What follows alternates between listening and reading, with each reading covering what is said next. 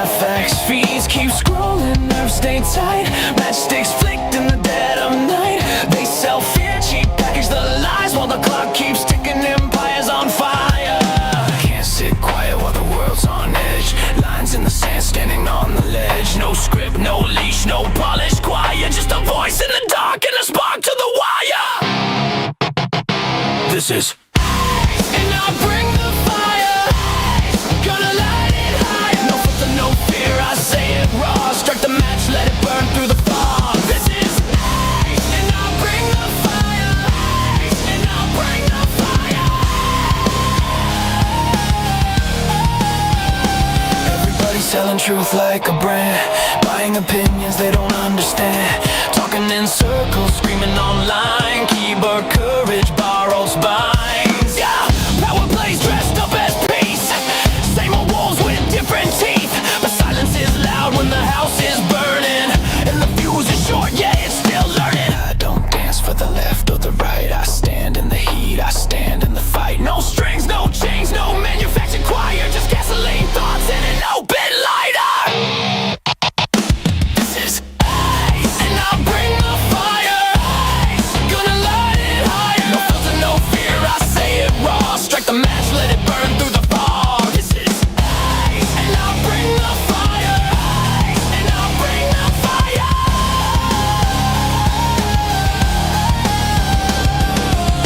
fire. World's on tilt, pressure climbing. Truth don't whisper, it's perfect timing. You can't cancel the smoke, you can't stop flame. Say my name when it hits, say my name. Why? Say my name. Say my name. Fire don't ask permission. Fire don't need a side. Fire just shows up honest and exposes the lies. This is and I'll bring the fire. Truth hits harder. Burn it down till what's real survives. No smoke, no mirrors, just heat and lies. And I'll bring the fire. And I'll bring the fire.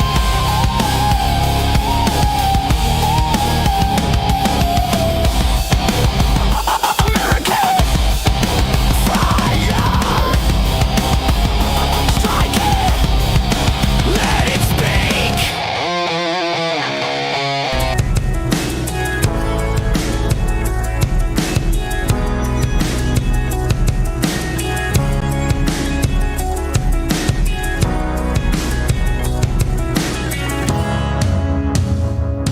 What's happening, everybody? Happy Friday, day before the weekend. Hope you guys have some plans. Hope you guys are going to get out in the world this weekend, do something, go outside, go swimming, enjoy life, all that good stuff. Listen, what's happening? Good to see you all. We got a lot to cover. I know I say that every day because it's true every day. The news is never ending. Things are ramping up, especially in Iran, but also here at home. We have Trump going after the commies. All kinds of interesting things happening. All kinds of operations keep popping up that we just had no idea about. So we're going to go through those. We're going to cover the latest in Iran, including the fact that Trump just uncovered another assassination attempt on himself from Iran. Very interesting there. Plus midterms updates, how the commies are taking over the Democrats. It's getting worse for them over there. Much worse, actually. In fact, historically worse. And our favorite New York Jew, Harry Enton, is going to tell us all about that. And then, you know what, guys? I'm sorry, but going to keep doing the Grifter Report because there's so much to talk about. Tyler Robinson and to the haters. And I got to tell you, since I have been doing the Tyler Robinson coverage and how Candace, Ian Carroll, and all those are crashing out. Oh man, the hate has really ramped up in the community towards me for covering it. People are not happy, losing subscribers. Well, I got to tell you folks, as a result of this, I decided to do something last night. I put a poll up and I said, hey, how many people think I should actually get rid of the Grifter Report? Because so many people are saying this is beneath me. You shouldn't do this. Don't give them attention. Yeah, but I just wanted to prove to everybody that the critics don't know what they're talking about. The critics are loud and meaningless, as you see here. In the poll that's still running, 979 votes, only 4% of viewers voted that I should get rid of the grifter report. I got to tell you, I think I know my audience better than you folks that are criticizing. And I just wanted to make a point here that, I do my show. I started my show for me. I wanted to just be out there, and whoever I could reach, I'd reach. But I was always going to do it my way. And that's why I started small, no help.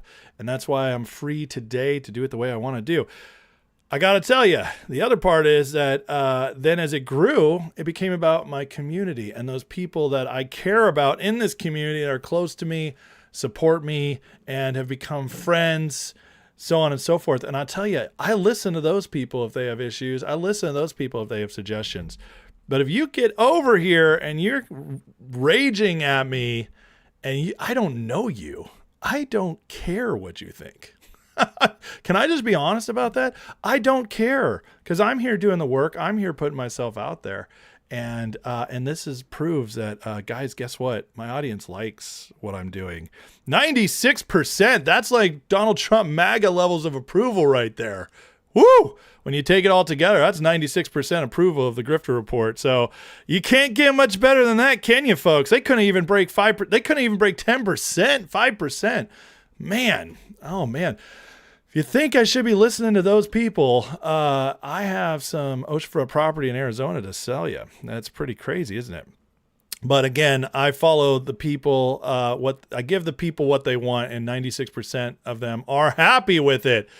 Speaking of which, Asmongold did this amazing segment, and I felt this, okay? So, there's a lot of people who, first of all, way more people watch me, tend to, if I wasn't doing what people wanted, they didn't like me, I wouldn't be growing. I want to be making friendships. I want to see a community growing. All that's happening. All right. Because guess what? When you get to know me, you realize I'm a loyal person. I fight to do what's right and all that. But one thing I don't really care about is other people's opinions if you don't know me. And I'm here doing the work, putting myself out there, fighting to push forward things I believe in to ultimately make our country better and make a more prosperous, just world for my kids and grandkids. That comes first. And that's what I'm heading for, to support our country. And so because of that, that's what drives me. That, and it driven from the perspective of my faith as a Christian. And I understand we all have different aspects of how we view being a Christian, what that means. But I tell you, I've said this before, I'm mean sometimes on purpose because I want to poke the bear. I want to see who gets stirred up, because if you get offended, guess what? That's your problem, not mine. If I get offended, it's my problem, not yours. You understand? And so I like to poke that bear, though, because I like to see what reactions are going to be. And I understand that, like, if you're offended over something, it usually means, because I'm not out here purposely offending. I'm not here like putting, terrible, disgusting things out there, trying to freak you out, to make you grossed out. That's not what I'm doing. But sometimes my ideas are offensive, and that's okay. Sometimes I'm going to be very, almost mean in how I approach things. But guess what?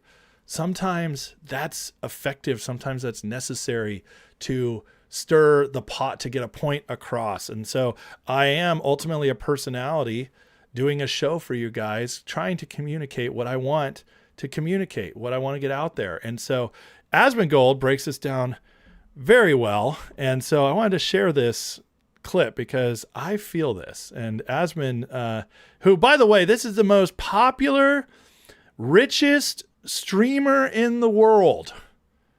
And you know who I always appreciate opinions of? People who are more successful than me, not people who are less successful than me. Like I said, unless you're a friend, unless you're a close confidant or a family member, I don't care about your opinion, but I do want to learn from those who are more successful than me. And Asmongold is light years more successful than me. And this is what Asmon thinks of people's opinions. Like, if there's some weird liberal or some trans kid believer in chat that's trying to catch me on the double standard, I don't accept the premise of people that think that kind of stuff. I'm not interested in engaging with your intellectual dishonesty. My goal is to invalidate your values and to completely get rid of whatever you believe in. It is to destroy it absolutely. So I have no interest in trying to win over your approval. I don't care about what you think is hypocritical. I don't care about any of that. The only thing that I care about is getting rid of your influence. That's it. We win, they lose. Yep, that's it. It's that simple. That's exactly how I feel. I don't care. I want my opinions, my ideas to win, because my ideas are the ideas of the founding fathers. My ideas are taken from Greek philosophers and Jesus Christ and all the most successful, best ideas ever created. Capitalism, the American way, patriotism, traditional values. Those are my ideas, folks. That's where I'm grounded in. And as far as I'm concerned, I'm right. And everybody else who disagrees with these things is wrong.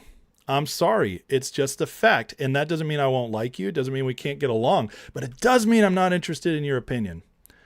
If you're a communist, you're an idiot. But we could still be friends, but you're retarded when it comes to politics and economics. If you're an atheist, you're a moron. No offense, but Jesus is real. God is real. We can be friends, we can get along, but I'm always going to think your opinion on faith is retarded. That's how it's going to go. If you're anti-American, I think you're retarded. That doesn't mean we couldn't have a beer together, but I'm going to laugh at you and make fun of your ideas because I think they're ridiculous. If you believe Candace Owens, I think you're retarded. I'm sorry.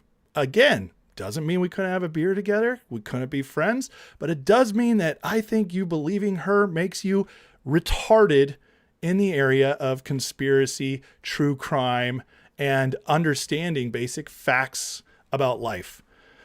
That's just how it's going to be. Whether you like that or not, I'm sorry, but I'm not sorry. There's plenty of places you can go. You can go watch lefties.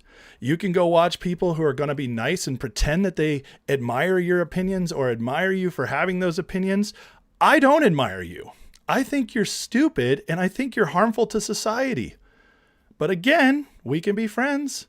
But I'm going to fight tooth and nail to make sure your ideas never take over anything, that you're never in charge of anything. That's how it's going to be. And again, that doesn't mean I don't think personally you're a bad person. But if your ideas are what I believe are destructive to the future of our country, to the future of my kids, I'm going to call you a retard and I'm not going to support your opinions. And I'm not going to act like they're legitimate opinions. And I hope that after all this time, you guys can either accept that or you can move on. But here's the thing. The reason I'm starting right now is starting my show off with this today is because I'm setting the pace. I'm setting the standard. I'm setting the expectations for my show. I want you guys to understand that I'm not going to change. And that's okay. Go watch somebody else. I'm not fishing for views. If I was fishing for views, I would be parroting nonsense like Candace Owens. I would be grifting for somebody, whether it's Israel, Iran. I would pick a side like that, and I would go all in because that's popular. I would go full on anti-Trump. I would go against my beliefs so that I could get more views. I would come up with a prophetic word for you guys every day and be kind of a Christian grifter. I don't do any of that. I'm just coming here as a guy, sharing my opinions, showing you guys how I got there, why I believe what I believe, and trying to make the world a better place for the way that I believe it's going to be better. That's what I do. And if you don't like it, you can leave. I don't mind. For everybody who ever comes on and yells at me and says they're unsubscribing, I gain 100 more. And it's only because I'm being authentic It's not because of any other reason. And if you don't like it, there's the door. Don't let it hit your ass on the way out. I don't care. So, with all that said, guys, to Asmon's point, one more time. Double standard. I don't accept the premise of people that think that kind of stuff. Nope. I'm not interested in engaging with your intellectual dishonesty. Nope. My goal is to invalidate your values and Yes. to completely get rid of whatever you believe in. It Yes. is to destroy it absolutely. Yes. So I have no interest in trying to win over your approval. I don't care about what you think is hypocritical. I don't care about any of that. The only thing that I care about is getting rid of your influence. That's Yes. it. I am interested in getting rid of all the influence of the left, all the influence of anything antagonistic to Christianity. I am interested in getting rid of the influence of anything that's spreading lies about whatever, grifter, influencer types, the America First types. That's what my entire show is about, is breaking narratives. So, again, now we know where we stand. Are we okay with that, everybody? Please, let me know in the chat. Would you prefer getting an honest person who is just being very open about where I'm at and going to take down stupid ideas and call things retarded when they deserve to be called retarded? Are you okay with that? Or is it too mean for you? And then you can just go on. You can move on. But I'm not going to change. I've built this based on what I do. And so I'm not going to change. Okay. I will continually try to get better. I will continually try to grow. But I started this as I wanted to start it, and I will continue to move this way. And for everybody complaining about the grifter report, who are complaining about how I do things or that I'm sometimes mean to people, honestly, go to hell. I don't care. I don't care. And yeah, I'm a little fired up over it, because here's the thing, guys. 96% of my viewers are happy. That's pretty good. I think I'm going to run with that, because those are facts. That's data that I can live with. If it was 50-50, I might have said, hey, I gotta change. I'm 50% of my audience is pissed off. If it was 75%, I'd say I gotta change everything. If it was 20%, I'd say, okay, maybe I'll shift a little bit. But you people complaining, 4%. And that's with me not trying to play to the crowd. That's with me not trying to play Mr. Nice Guy, and 96% approval. So I'm just saying that's where I'm at. And I wanted to start this off today so you guys can understand why and how I approach my show every day. Okay, we all good? Alrighty, let me get into the chat real quick. Please hit that like, hit that subscribe. I thank you guys for your support. It does humble me that this many people do enjoy my show. It truly does. I don't take it for granted. But again, I listen to when there's a warning sign, and this is not a warning sign. But if you are a member, if you have taken time to get to know me, if you are honorable, I will listen. I will. And every single member who's in the chat, every single member who is in the Discord and has gotten to know me, those who've been here for 3.5 years since I first started, they will tell you that if you actually get to know me, I'm a good listener. I'm just not interested in those who are only trying to preach at me from afar. And that's, I'm never going to be interested in that. So with that said, please hit the like, hit the subscribe. You guys are welcome in the chat. Blow it up. Give me your thoughts, feelings, your chats. Get in conversations with each other. Reach out to me with your questions, your comments. Please tag me so I can find them. And if you want to support the channel while doing it, you can always send a super chat.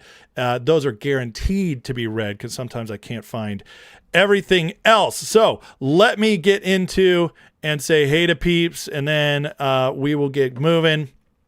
Being it's a Friday, I'm in a good mood, regardless of how I started it. Even though I'm fired up, I'm actually not in a bad mood. I'm in a good mood. It's Friday, baby, and we're going to have a lot of fun today. So Let me do some shout outs here. We got over here. We'll start with Rumble as always because they're smaller but not insignificant. We got Sheath777 holding it down over there along with Don Julio, Q Alerts, Maui Jimbo, Elise Wood, Cocker Mom, and Lochtefeld. What is up, guys? What is up? And here on the YouTube. I do see you guys over on X. I see that there's viewers over there, but I can't see your comments, so don't take it personal. We got Henry Perez, Super Dave, Camero, Golden Code, Lindsay B, Scott Volkovich, Frankie Fran, Pat M, Gen X Mega, David Kelly, John L. Wanger, Kevin Tweedy, Jay Tyrus, Teresa, Bobby Girl, LED, Sonny Danielson, Charmaine, Kevin Tweet. Oh, I said that one. K. Shuey, Build Fire for Christ, Smokehouse, Huntberg, Tammy Anderson, Leslie Wicker, Cletus, get over here, Cletus. Lisa Couture, Mad Clouds, Donna M, Jimmy Postel, Swamp Fuel, Sea Dog, Dan the Man Greens, let's see, Neva B, and so many more. Guys, I can't call you all out. I apologize. But it would just take forever. Okay, get in early and you get the shout out. Dante Joyner with a $5 super chat starting it off today says, did I hear about the firing of the commissioners at the EAC?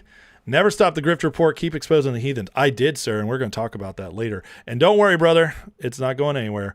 K. Shuey, thank you so much. I appreciate that. We have Voice of Violence says, given the results of the poll, you can now use the lead-in by popular demand. Here's the grifter report. That's awesome. I'm going to do that. Pete Sunnyside, thank you so much, sir. I appreciate that, man. Whatever you want to do.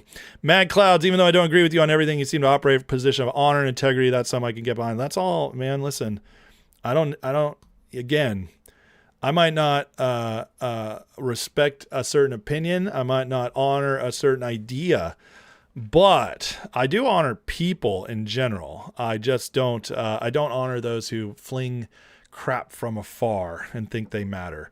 That drives me nuts. But I appreciate you, Clouds, for that. And you know what? There's not a person I watch and listen to that I agree with 100% of the time. It's more important if I know they're being honest and I trust the heart of the person where they're going and trying to do things. That matters most. That's why I trust Trump, even when I don't always understand what he's doing. Clouds says, a quote of famous boss, you don't call retarded people retards, it's bad taste. You call your friends retards when they're acting retarded. J-Bone, please be like the Democrats and lie to me. I only want happy feelings, rainbows, and lollipops. Oh yeah, I could lie a lot, you know. Kika says, I don't care. I care about the freedoms, prosperity of this country. Your ideas suck, commie. We're not playing your woke games. Amen to that.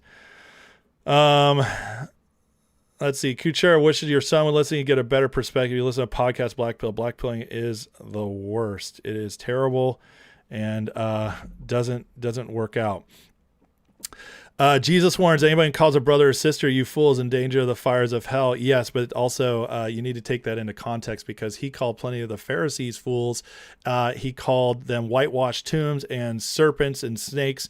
And so there is a context for calling people fools and retards. So read the whole context of the Bible. And as usual, I try. Nobody's perfect, but you do your best, and I do try to follow Jesus. And guess what? He called a lot of ideas stupid.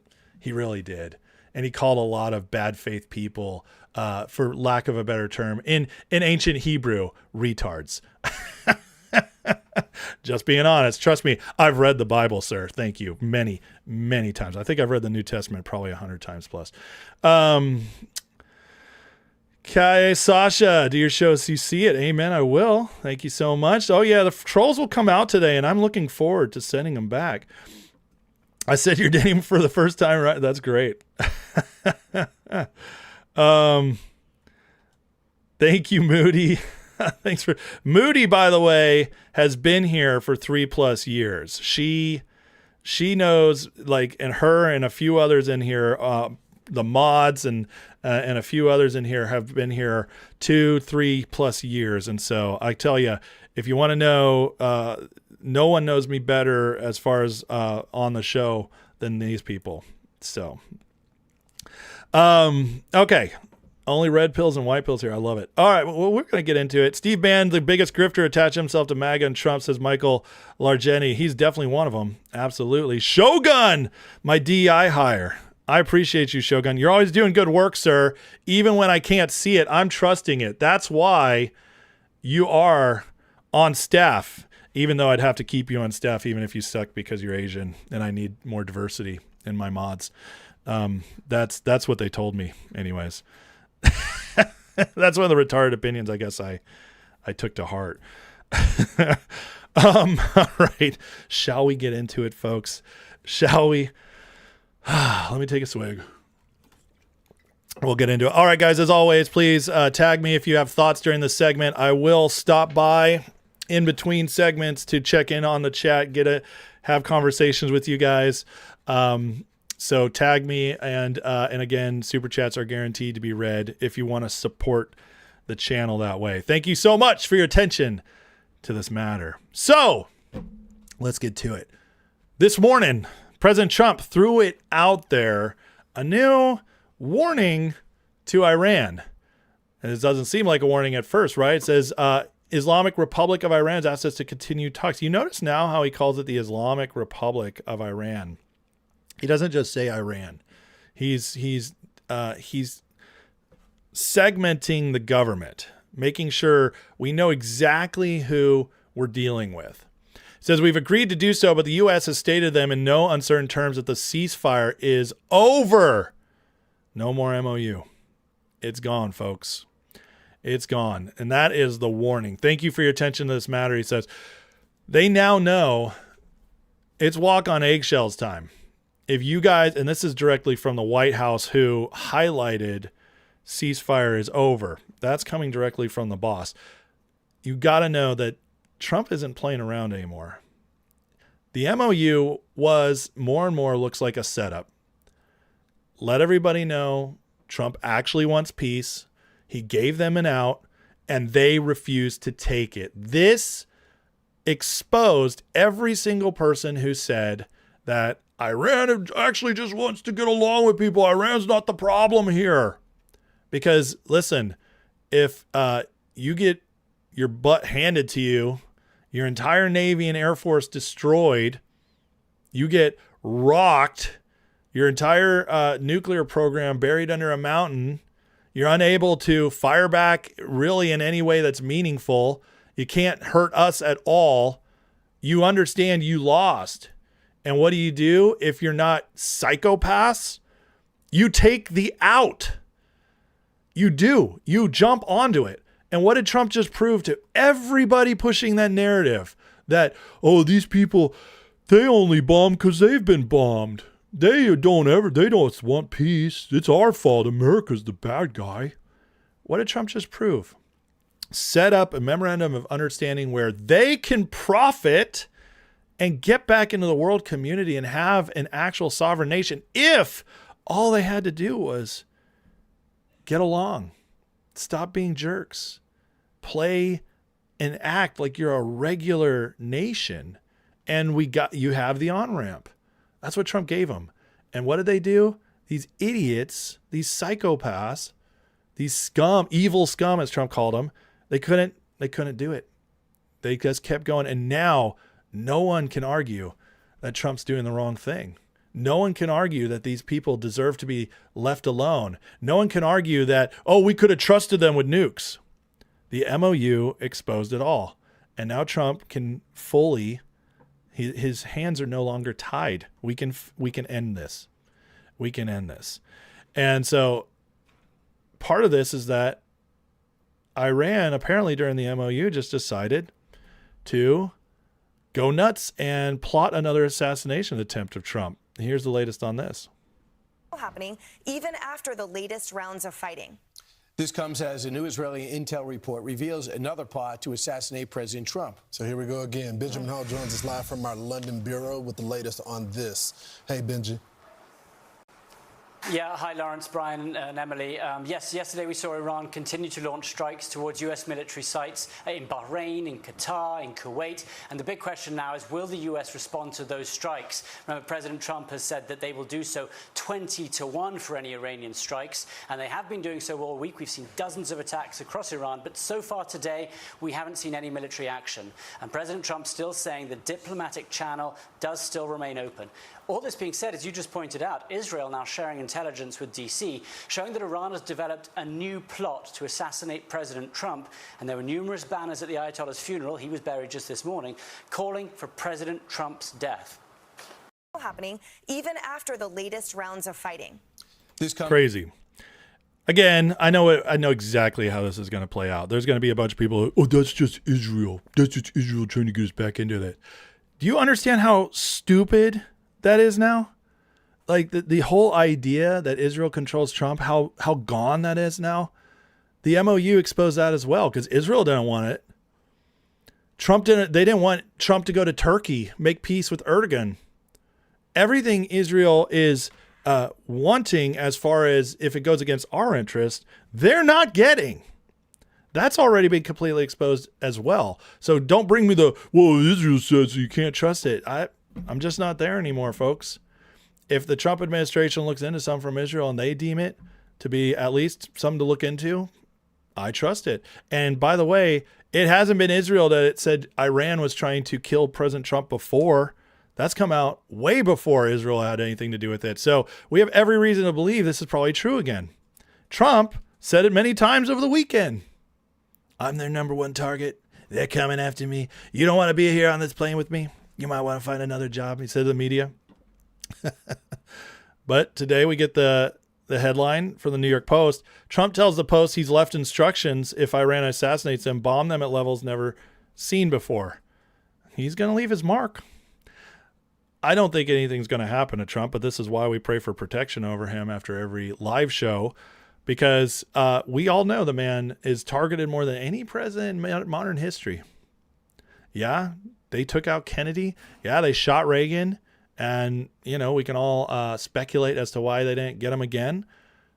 Maybe, we could look at Reagan's record and say, maybe he made a couple, gave in a couple times here and there. Amnesty, anyone? Regardless, Bush, we don't know of any assassination attempts. Obama, Clinton, Trump, over and over and over again. That tells us a lot right there. But Trump is prepared for it. You got to leave the plans behind. And they're not. Now, Iranian state media, since we've been bombing them again, they're trying to talk real big. And we saw this from Douglas McGregor the other day, who had to come out and say, oh, the super secret missiles are coming. We've been hearing this since day one of the attacks, right? Iran, Scott Ritter, the super secret missiles are coming. Don't worry, Iran's got them. They're going to take us out. We can't fight Iran. We can't do it, guys. Well, where are they, guys? They've been obliterated. They're waiting. Okay. A few weeks later, we blast them again. Their economy's in shambles. Their military is destroyed. Hey, where's those missiles? They're waiting. Okay. Keep playing that game. Now, more claims from Iran, though, because everything they say is a lie. And they're doing it again as we're attacking now. Iranian state media claims transit through Strait of Hormuz is only permitted through routes designated by Iran. But here's the truth. This is CENTCOM. Iran doesn't control the Strait of Hormuz. Oh, but the media told me that's what they were doing. Mark Halperin told me that, God forbid, the Strait of Hormuz, they can't handle the Strait of Hormuz. This will crush us. This is why Iran will win. They can wait us out. Because we can't handle losing the Strait of Hormuz. Except they don't control it anymore. Since early May, U.S. forces helped facilitate successful transit of more than 800 commercial vessels and 380 million barrels of crude oil. And guess what? For everybody who says, well, we can't trust those numbers. They're just making up those numbers. Yeah, look at the price of oil, dumbass. Look at the price of oil. It hasn't shot up, has it? If you guys were right, if the critics were right, oil would be $115 right now. We were told it would spike to 140, 150. Alex Jones, in his famous prediction, I just got to show you guys how I was right about everything. Oh, if we go to war with Iran, oil will be $130 a barrel, could spike to 150. Yeah. One spike one day, it broke 120 and went right back down. Yeah, that's why, guys, guess what? I actually trust the numbers. I trust the data. Would I trust it if it was Obama? No. Would I trust it if it was Clinton or Bush? Hell no. But this is the Trump administration who, when they say stuff, they back it up. Oh, imagine that.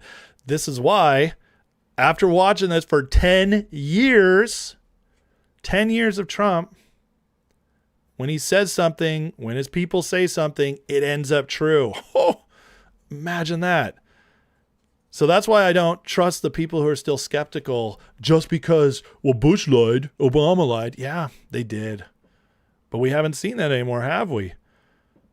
Oil right now, while we're still in conflict with them, is right about $70, right? Just barely over.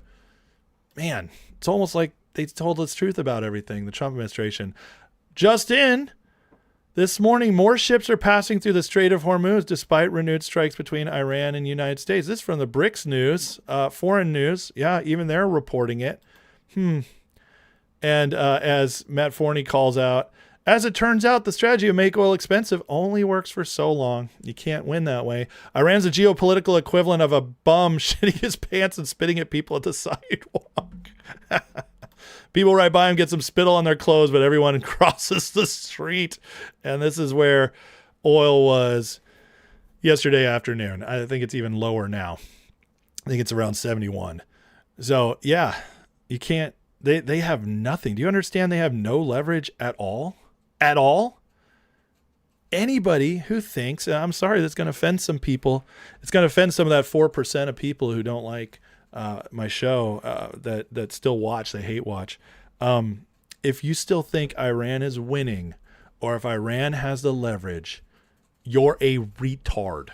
Yep, I said it. I'm sorry, but we're going to keep it that way. As Ida Tehran, Iranian journalist, says Trump played this extremely smartly. Instead of directing his energy fighting fake news and regime's propagandists, he's weaponized them, feeding mixed signals through their own echo chamber to keep the regime off balance and miscalculate. As a reminder, he likely used Tucker Carlson to lure Khamenei out of his bunker by creating a false sense of security that no war is coming. So yes, thank you, fake news. It's true. There's a response to this. It's a constant drumbeat of Iran's winning, Trump's losing. It's useful because the regime believes this and keeps overreaching instead of pocketing billions and waiting out Trump. Thank you to The Atlantic on behalf of a grateful opponent of the Islamic Republic. He's right. He's right. Sometimes they believe their own lies. And it's pretty clear Trump's been able to use that against them. It is interesting. It is interesting as we watch it play out. Now, since yesterday, there's been no new strikes. The U.S. military is pounding from all angles. Meanwhile, tanker traffic continues to transit the waters. Iran's dying. They lost. Trump won. And this is because this is in response to this on the 8th, 2 days ago. Iran's Now Our News, citing a military source. Trust me, bro. Trust me, bro, sources. Iranian armed forces will launch a massive attack on U.S. military bases. Massive attack. The super duper secret weapons are finally being launched, guys. Except they're not, and we haven't seen any of it at all. In fact, we saw a couple, flies come over that we shot right down. These people can't do any of this, guys. Iran has nothing. The fact that they're not giving up is just insanity. It's because they're a bunch of psychopaths. And it's because, again, there's a City of London element here, the globalist element of Davos crowd that shadow banks them and cannot afford for them to go bye-bye. They need this. They need the constant disruptor of the Middle East. They do not want to let go of the chance that they could still manipulate oil. You doubt me on that? Tell me, what's Brent crude produce? What's the production that comes from Brent crude? Oh, nothing? It's just a City of London construct of contracts for oil to manipulate markets. Brent crude, it's not like WTI, Texas. It's not like that at all. Brent is just contracts. That's it. to manipulate the oil markets. And that's why right now we see Brent ahead higher than WTI. If you look at the oil prices right now, Brent is always trading higher because they want to inflate those numbers. That's City of London, folks. And that's one thing they do not want to lose control of, is Iran and their ability to manipulate. But I'm sorry, Trump is breaking that, as we're seeing by the nonstop push through the straits, despite the fact that we're fully attacking them again. The ceasefire is over. And yet, the ceasefire is over, and yet oil continues to plummet. Man. I don't know what else to tell you guys. I don't know what else to tell you. Here's Glenn Beck, and I'm not going to play the clip because it's 7 minutes, but I did want to share this part. Glenn, to his credit, and again, I'm not the biggest Glenn Beck fan. I've had plenty of issues with him, but I think Glenn Beck's coming by this honestly. And he writes right here, he says, Trump wasn't flip-flopping on Iran when he went to calling their leaders rational to scum in a day. If the New York Times could actually think for a moment, they'd realize that's how Trump works. Here's what I think's happening. Trump isn't looking for a moderate in Iran to play nice with. He's looking for an Albert Speer. At the very end of World War II, when Hitler wanted to burn Germany to the ground, Speer looked in the mirror and decided he wanted to live. He betrayed the regime to survive the aftermath. By unleashing hell and squeezing Iran to the brink, Trump isn't trying to convert the whole council. He's making the regime look so completely doomed that hopefully one self-interested insider will decide it's better to help the outside win than to get taken out by a bomb in the middle of the night. This is 100% true. And whether it's people in power that finally decide, you know what? We're tired of being crazy. We want to live. Or if it's the people of Iran who decide, we're tired of this oppressive regime that's keeps getting us into this war. We're tired of not being able to afford food. We're tired of our jobs disappearing because there's nothing to sell. There's no food. There's no importing anymore. There's no oil flow of money into our economy. We're tired of struggling. We will come back and we will fight and take over. That's what Trump's trying to do. That's why he's playing the game the way he does. On again, off again, pause, give them breathers, show the world community we're not trying to just be conquerors. That's what he's doing. And eventually we win one way or the other, because it's going to end with, we have so much leverage now. In fact, there's people out there saying the most insane take on all of this. And that is that they're trying to say that Iran came out a winner in this. Iran has more power now because the Strait of Hormuz was fine before. That is the most ridiculous take in the entire history of takes. It's so stupid. I don't even know where to start, because they have no military now. They're completely obliterated. The Strait is traveling just as normal. Oil continues to fall. In fact, oil right now, I believe, is lower than when we first went in. Gas hasn't caught up yet, and that'll come. But oil is trading lower, and where oil goes, gas will go. We're getting there. And this is all happening with them having far less leverage than ever before. Their infrastructure, especially militarily, is completely destroyed, completely obliterated. They're weaker than they've ever been. And we hold all the leverage. We can wait this out forever. Trump can keep doing this forever. We cannot lose this. There's no way to lose this unless we just leave. We have them dead to rights. So either they take their country back, or we're going to keep bombing them into oblivion. Not the innocent people, but everything that has anything to do with the government, the IRGC, anything militarily. We're just going to keep taking it out. And they can play this game of whack-a-mole as long as they want. But really, at this point, they're like, if I go out and I decide to destroy an anthill, and I smash it, I put poison on it, it's dying, and the ants keep coming at me. I was just like, seriously, guys? You can move.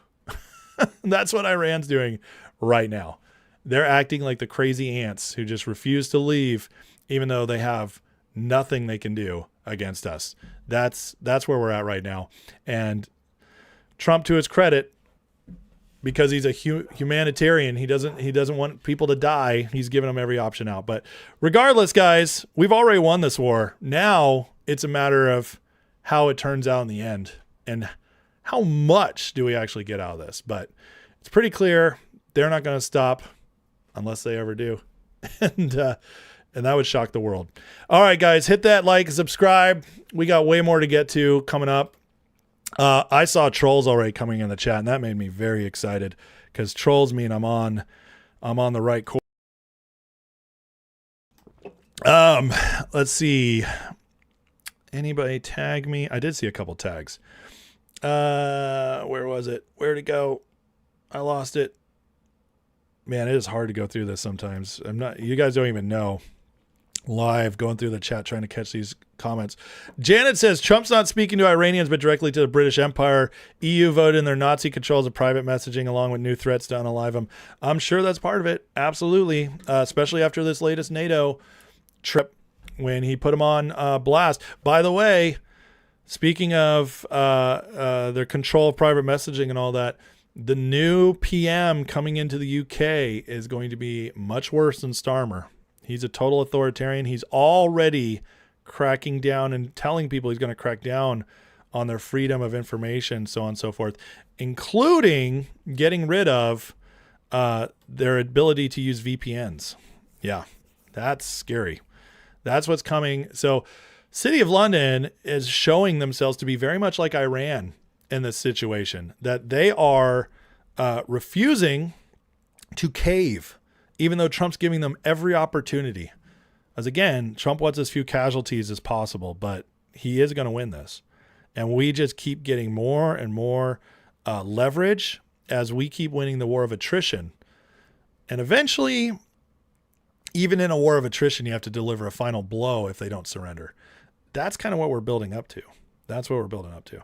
Kellyanne says there's a book, New York Times bestseller, of British invented communism. It's wonderful. I've promoted it before. You're absolutely right. This whole system, I've talked about it. I've talked about the Fabian Society, all that stuff, and just how they're using all that to promote communism here. And they did it with the Bolsheviks and so on and so forth. Hold on, I gotta. Do I see Trump inviting UK citizens to move here as refugees? Probably not. Probably not. At least not unless things got significantly worse there, like they have in South Africa.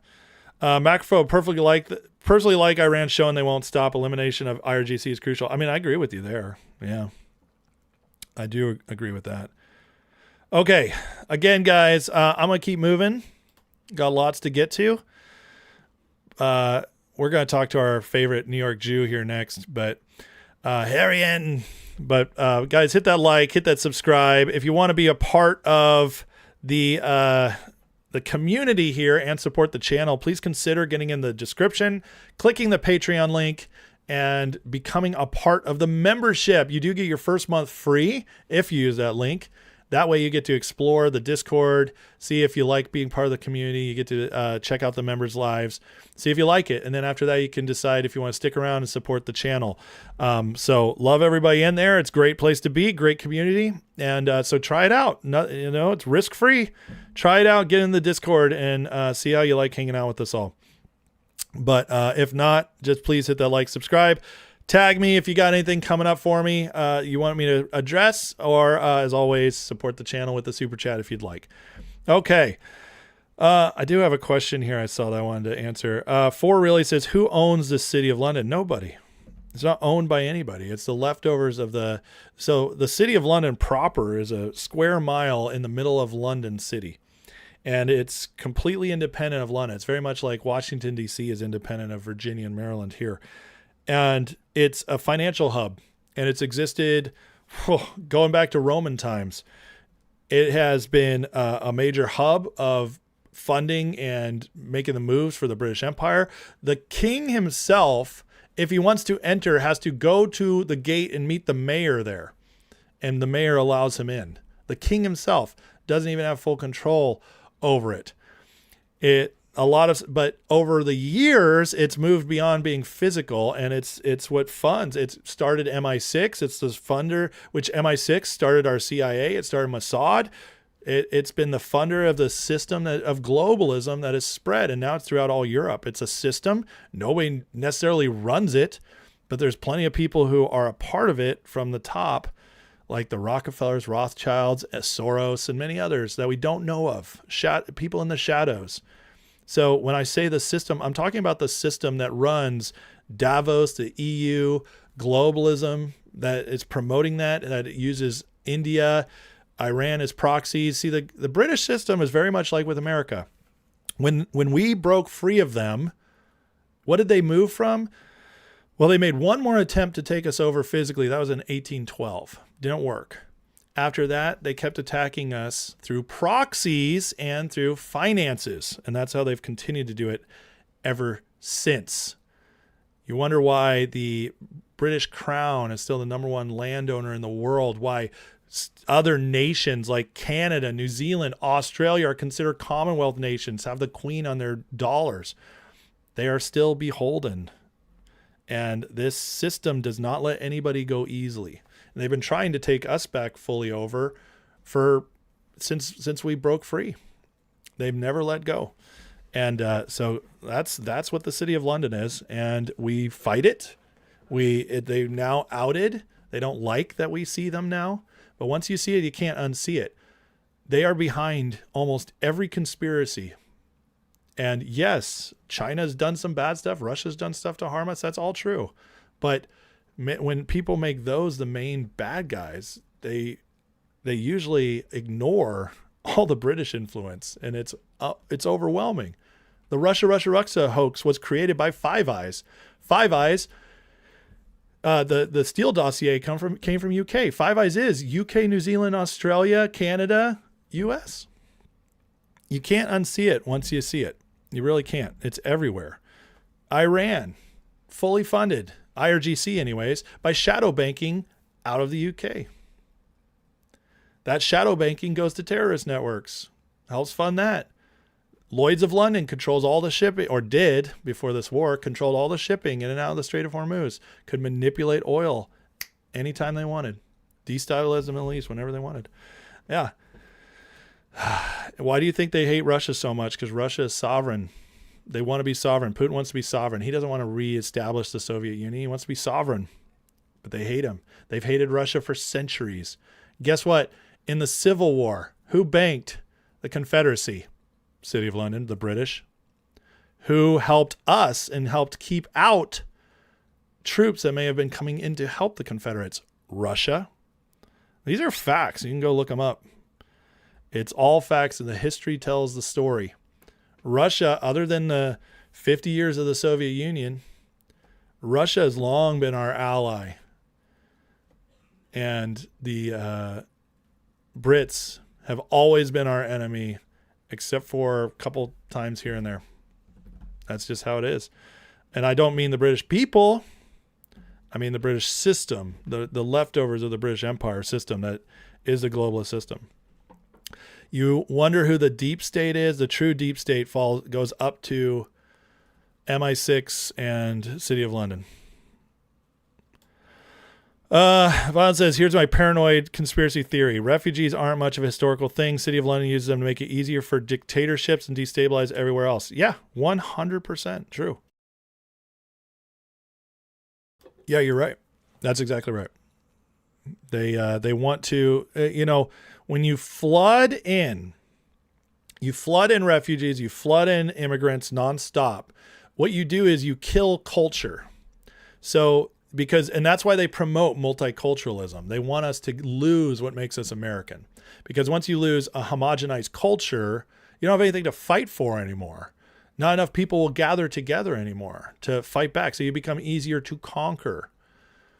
You flood the system, you demoralize the original people there, which is exactly what's happening right now in UK, France, Germany. You demoralize those people. You crush their culture that made them those countries. And yeah, over time, they become much more easier to conquer because they get more desperate. The people who come there looking for benefits, they keep voting in bigger government, more welfare, and that allows the government to become more powerful while the people and the culture get weaker and weaker. And yeah, that's exactly why you bring them all in. 100%.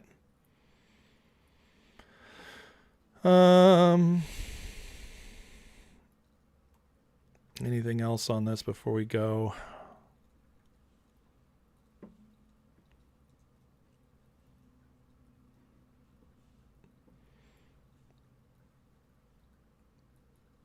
Russia and USA are two most powerful Christian nations. As of right now, yeah. London is destroying itself. Why? Because of what I just explained.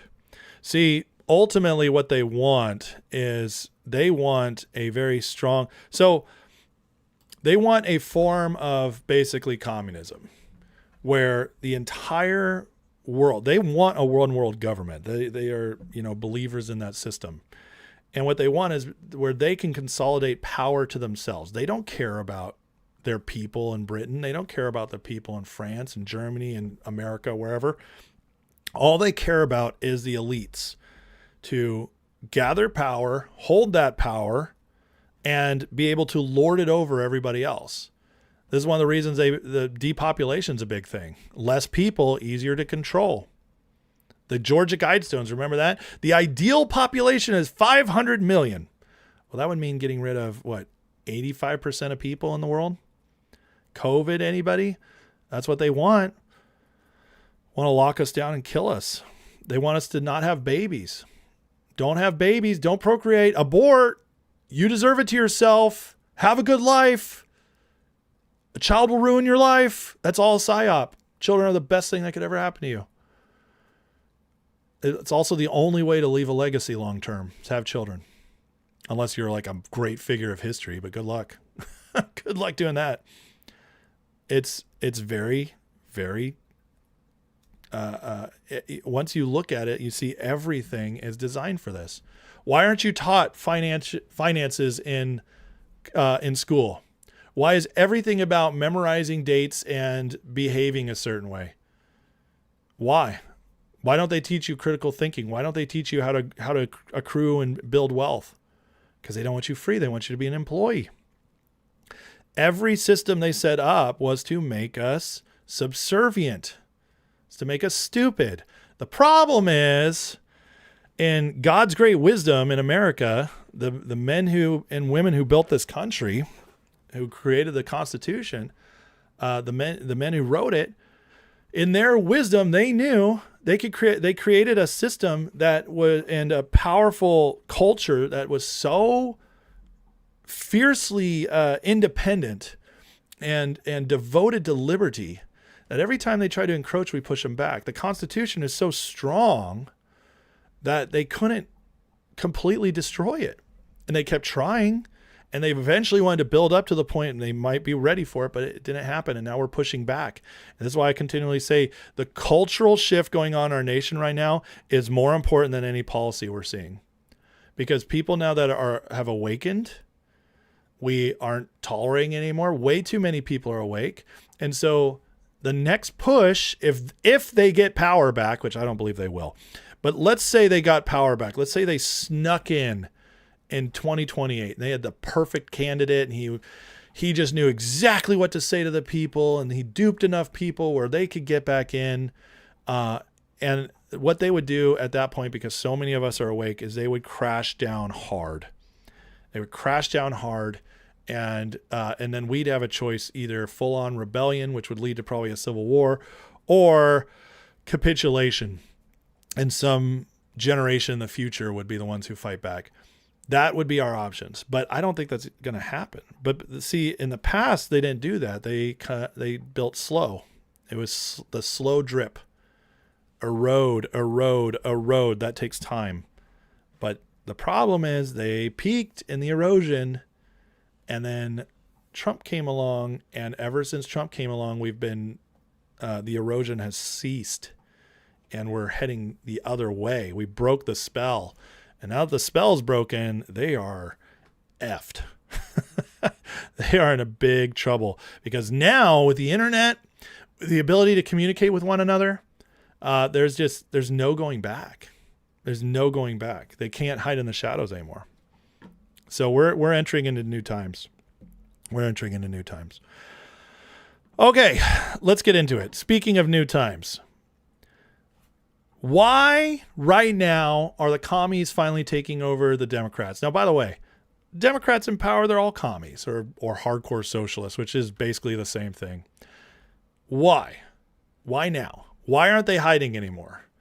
Before they were content. You have two kinds of Democrats right now who seek power. You have the full-on socialists who are open about being communists, and then you have the ones who are communists, but they hide it because they want to get elected. And now the implosion is happening. And the reason is why, the question is why? It's because of desperation. But here is an example of how bad it's getting for the Democrats. Prediction markets think it might get even worse. It could get even worse. In fact, it's likely to get even worse. So if you look at the Kalshi prediction market and the chance that 6 House Democrats go down to defeat, lose their primary in 2026, this number has consistently, over the last week or so, been hovering 80, 90%. And when we talk about history books, the history books, right?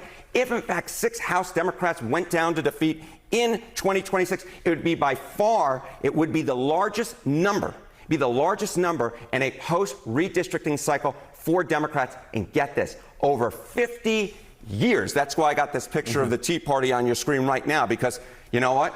It's 250, but also it's a new Tea Party for Democrats. Prediction markets think it might get Tea Party for Democrats, except this Tea Party is communism. And they are taking over. They're losing their party structure. And this is actually very, very bad for them, because now they're not going to be able to lie about who they are. And when they can't lie about who they are, guess what? People wake up. And they're being very open. Here's Spencer Pratt, the DSA destroying society altogether, wants to eliminate president, eliminate Senate, eliminate the United States altogether. Here is the DSA, which is the commies taking over the Democrats. Here is their policy platform. Who is representing people of America on the Hill? They want to eliminate the U.S. Senate. They want to replace the president and the U.S. Supreme Court with an executive and judiciary chosen by a subordinate to Congress. They want amnesty for all immigrants. And they want to defund the Department of War. This is according to a source inside the DSA. Yeah, but the main point is that there was this massive talking point that this is just liberal states and, liberal districts where this is happening. I'm sorry. This is happening all across the country. And they have some platforms that a lot of young people and a lot of people that have grievances with the rich are going with. It's anti-American, it's anti-Jew, it's anti-Israel, it's anti the foundation of how this country was built. They believe that our country is deeply flawed, and they're winning. So you got to have a Republican Party that speaks truth to power on all of it. They don't even want the police. They don't want any borders. One candidate said, I don't care if they committed a crime and they're a legal immigrant. You still should not be able to deport them. So we're not talking about reasonable people, but you got to make the case, because these young people are showing up to vote. And the college educated, I know there were some headlines about us talking about the other day, but these college educated people have been indoctrinated, and they're not rational. They don't understand the markets. They don't understand any of that. True. They understand this new world order, and they're voting for this as well. So we got to start Not as well, they're leading it on the college campuses. See, this guy, he's mostly right. What he says about how radical they are, all that's true. What he's wrong about is this is not the majority of the young. This is in deep blue districts or in pretty leaning, like solid blue districts. The college kids are showing up in these low turnout primaries and pushing these people into power, because the other Democrats, they're just sitting it out. They're like not motivated at all, which is another bad sign for the midterms. And he's wrong. These people are not those who have grievances against the rich. They are the rich.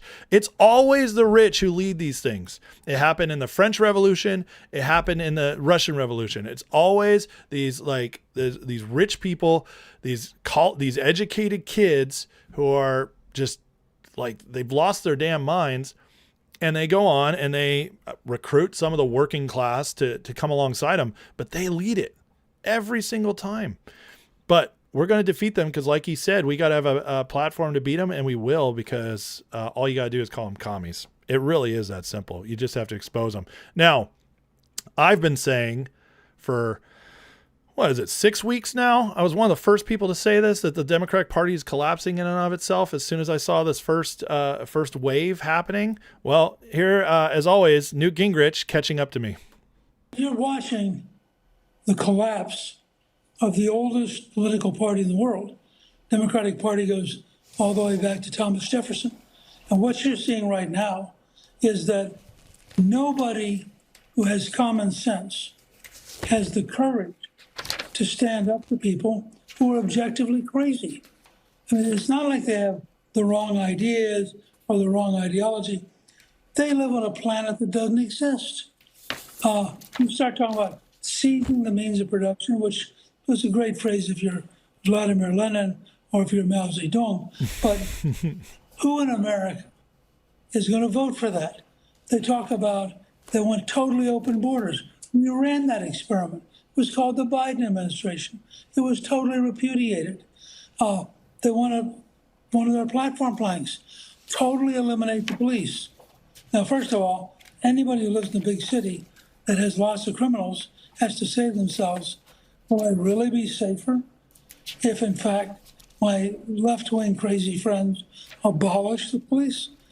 And, of course, the answer is going to be no. So I think you could be drifting towards one of the most decisively defined elections in American history.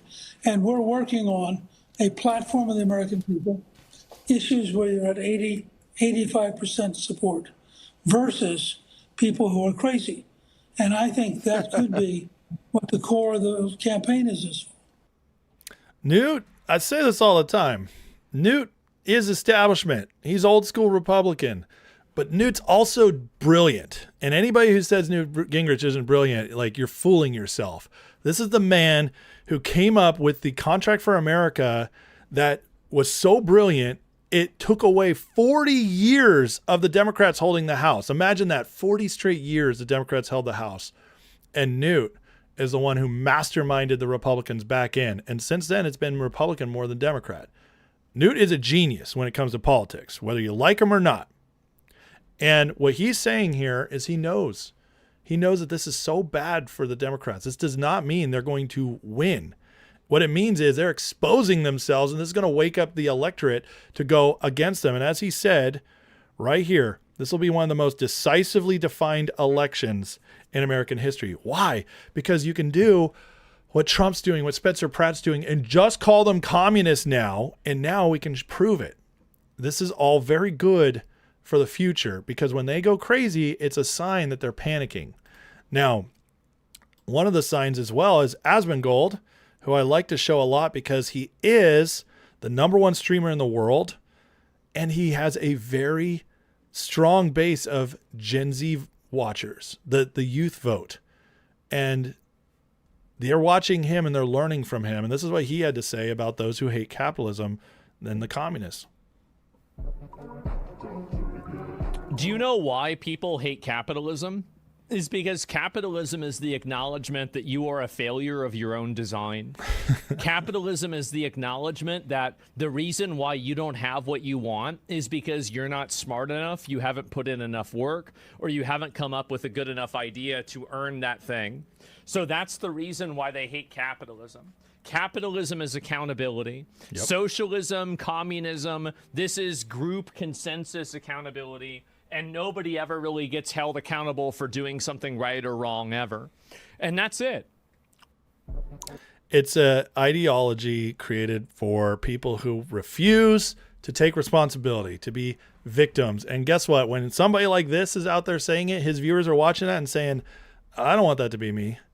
That's what a lot of them are saying. This is how you speak to somebody like that. He is like Asmon. Like him or not, he's got a lot of common sense, and he reaches a lot of people. And in general, I really like his stuff.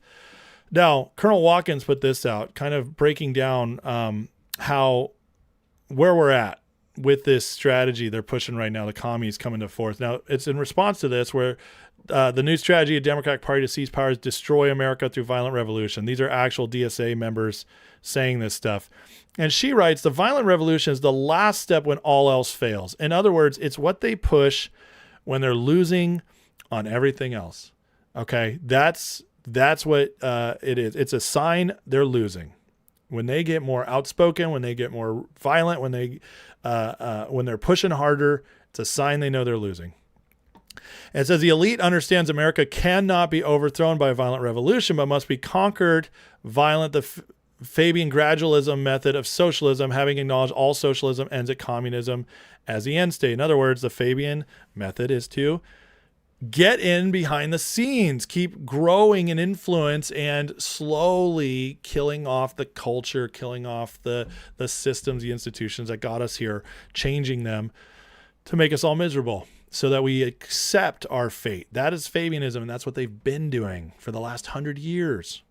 They've been doing that since 1913. Some say since 1901 when McKinley died.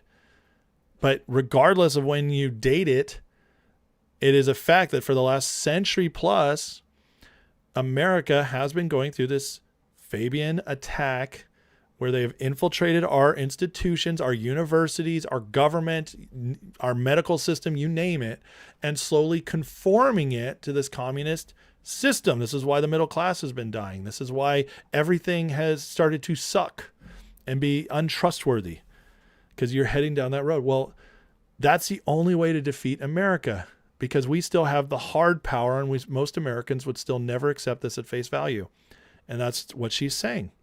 So she says the radicals or brown shirts will use isolated revolutionary tactics to allow the clamping down on Americans, increasing government-led security measures, which began in the 60s with the terrorism of CIA, domestic terror cells as it did throughout the West.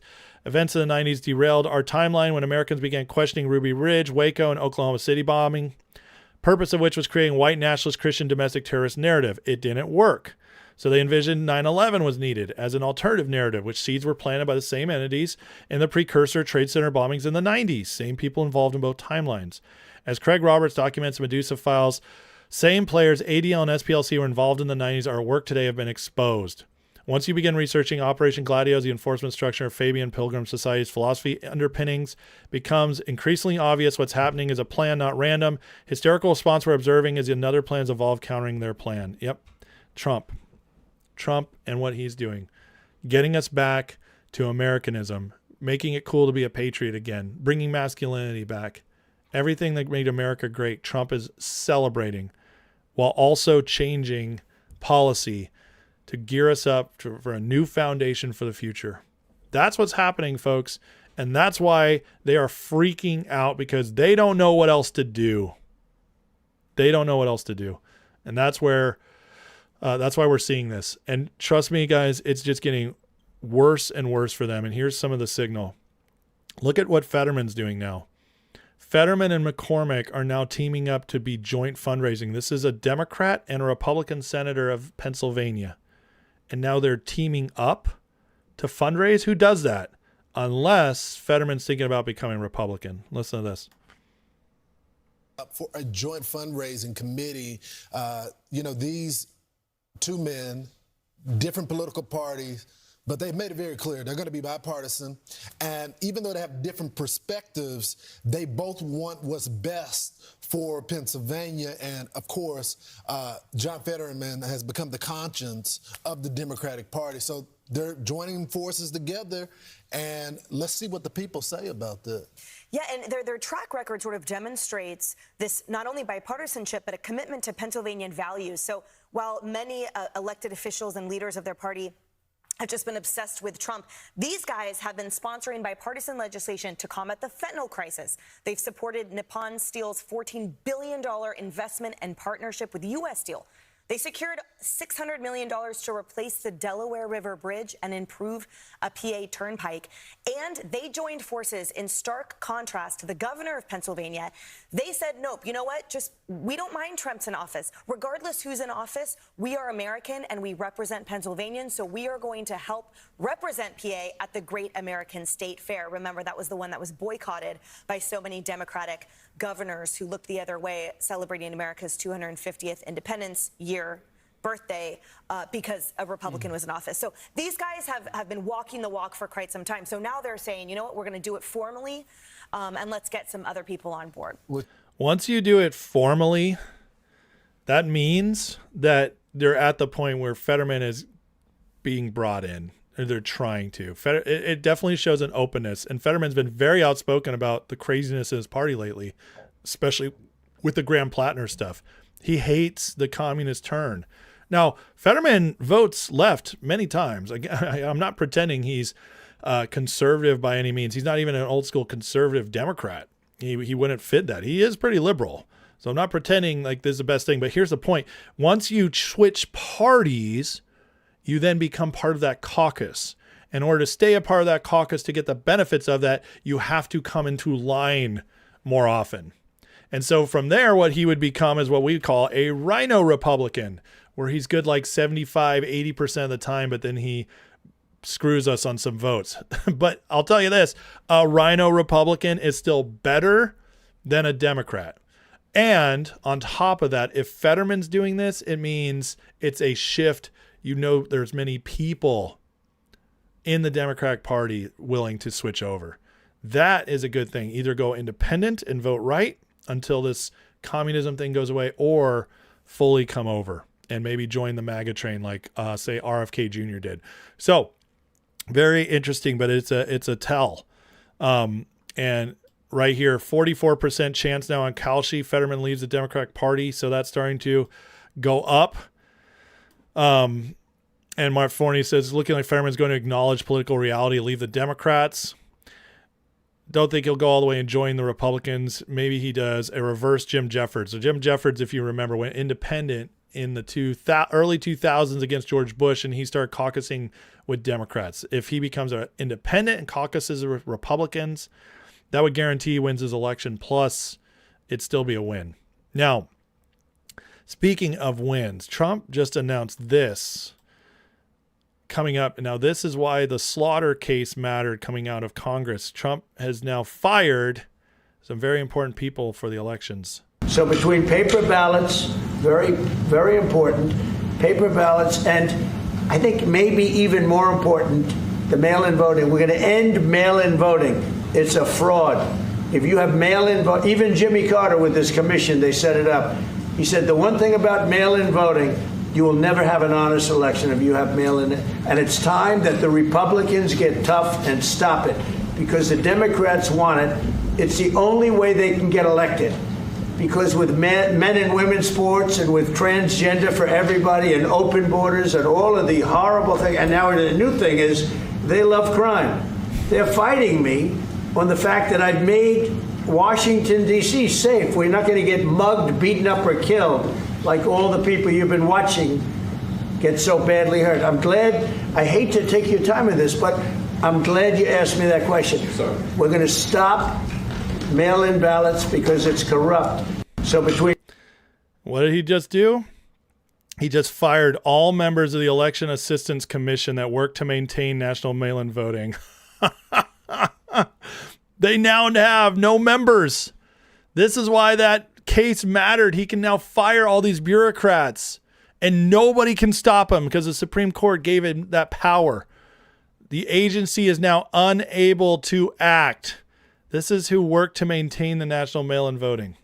They were behind it. They were working to assist states keeping this going.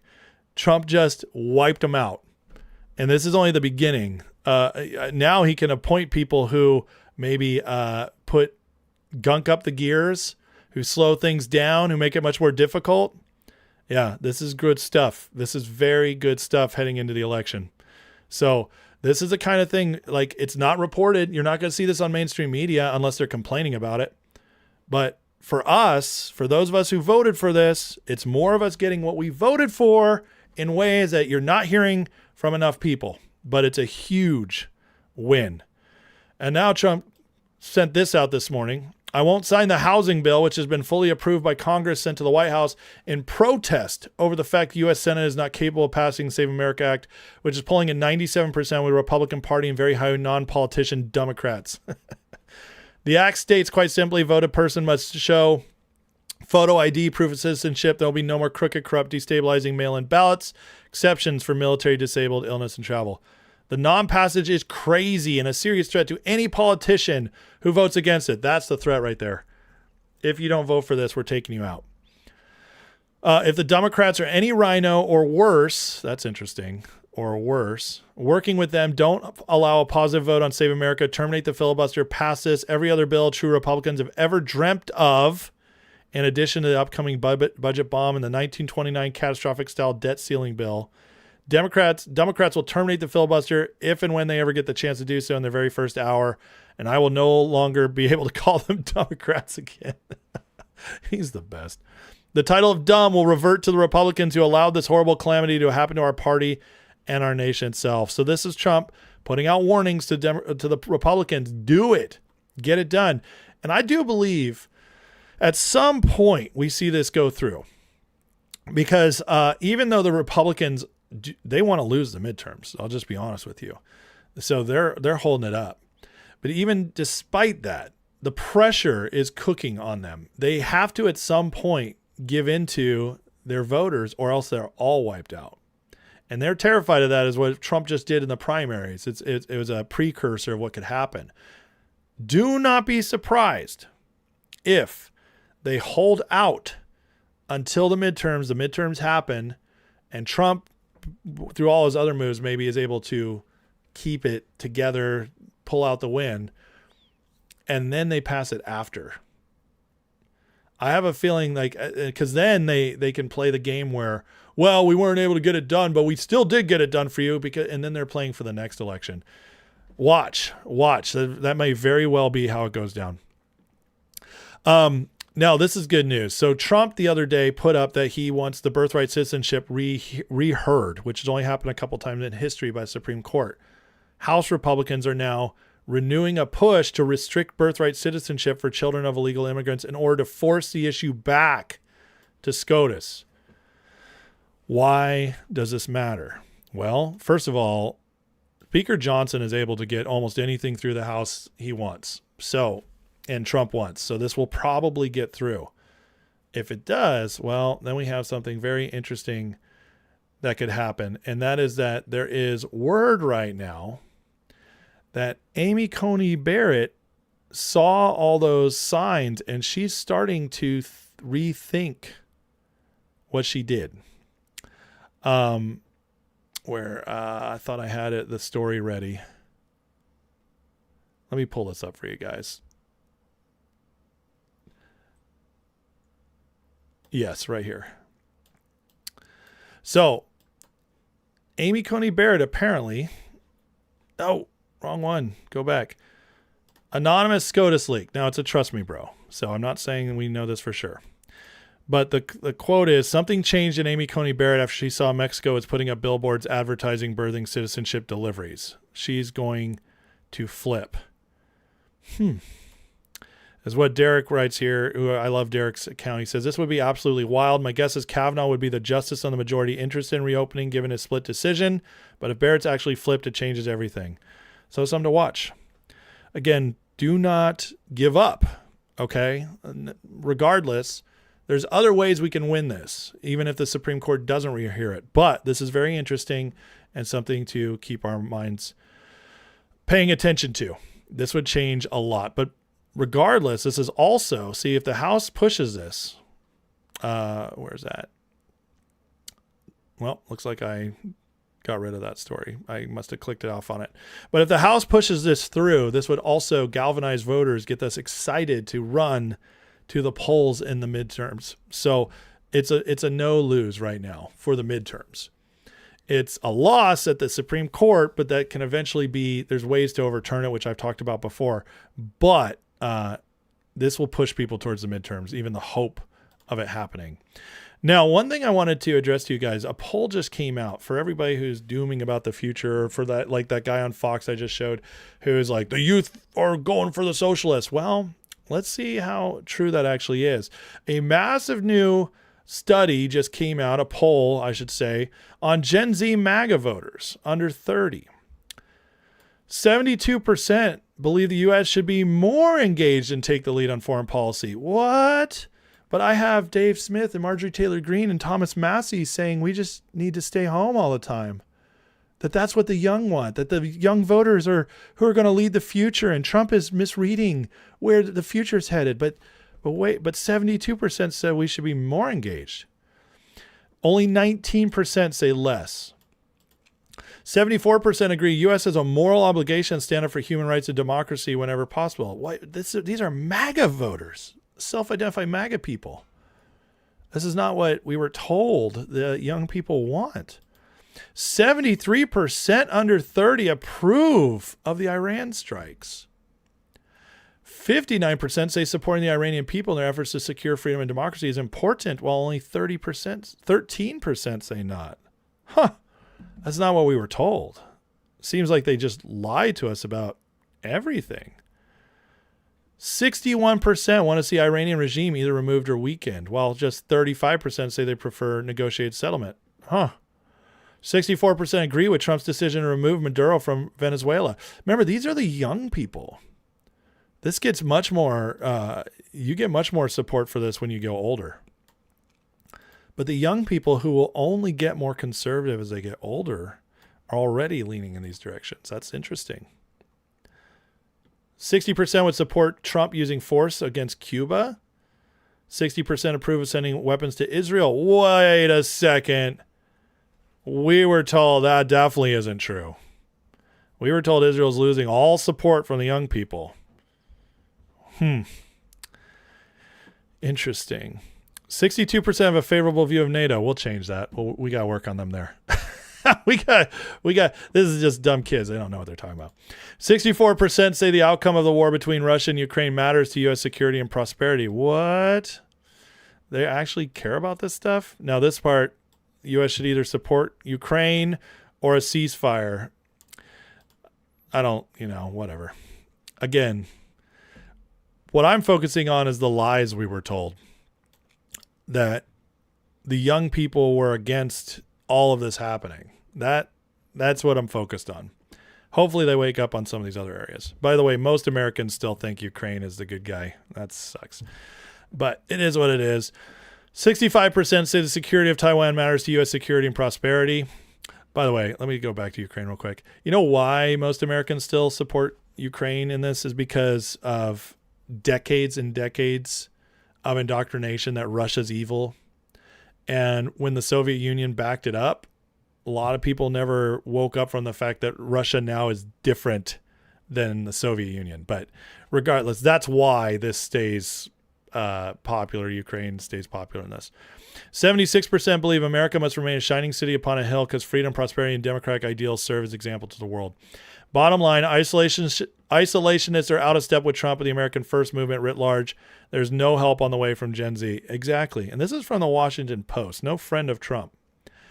The point is that all of those lies about where we're headed in the future, that the America First grifters were telling us, Tucker Carlson, Marjorie Taylor Greene, Dave Smith, all believing that they were going to lead a new party. It's just not going to happen. The youth are not there. They're lying to us about all of it. So fascinating new study on that. And knowing that, looking ahead, I mean, the latest poll came out on the continuance of Vance, and Vance is gaining again. For everybody who thought Rubio and Vance was done, sorry to tell you, but Vance is the nominee if he wants it. These numbers are, you're not going to overcome those numbers. I'm sorry. Whether you believe in polls or not, when it's a 36-point lead, you better start making peace with the fact that if J.D. Vance wants the nomination, it's his. And by the way, the young people love J.D. Vance as well.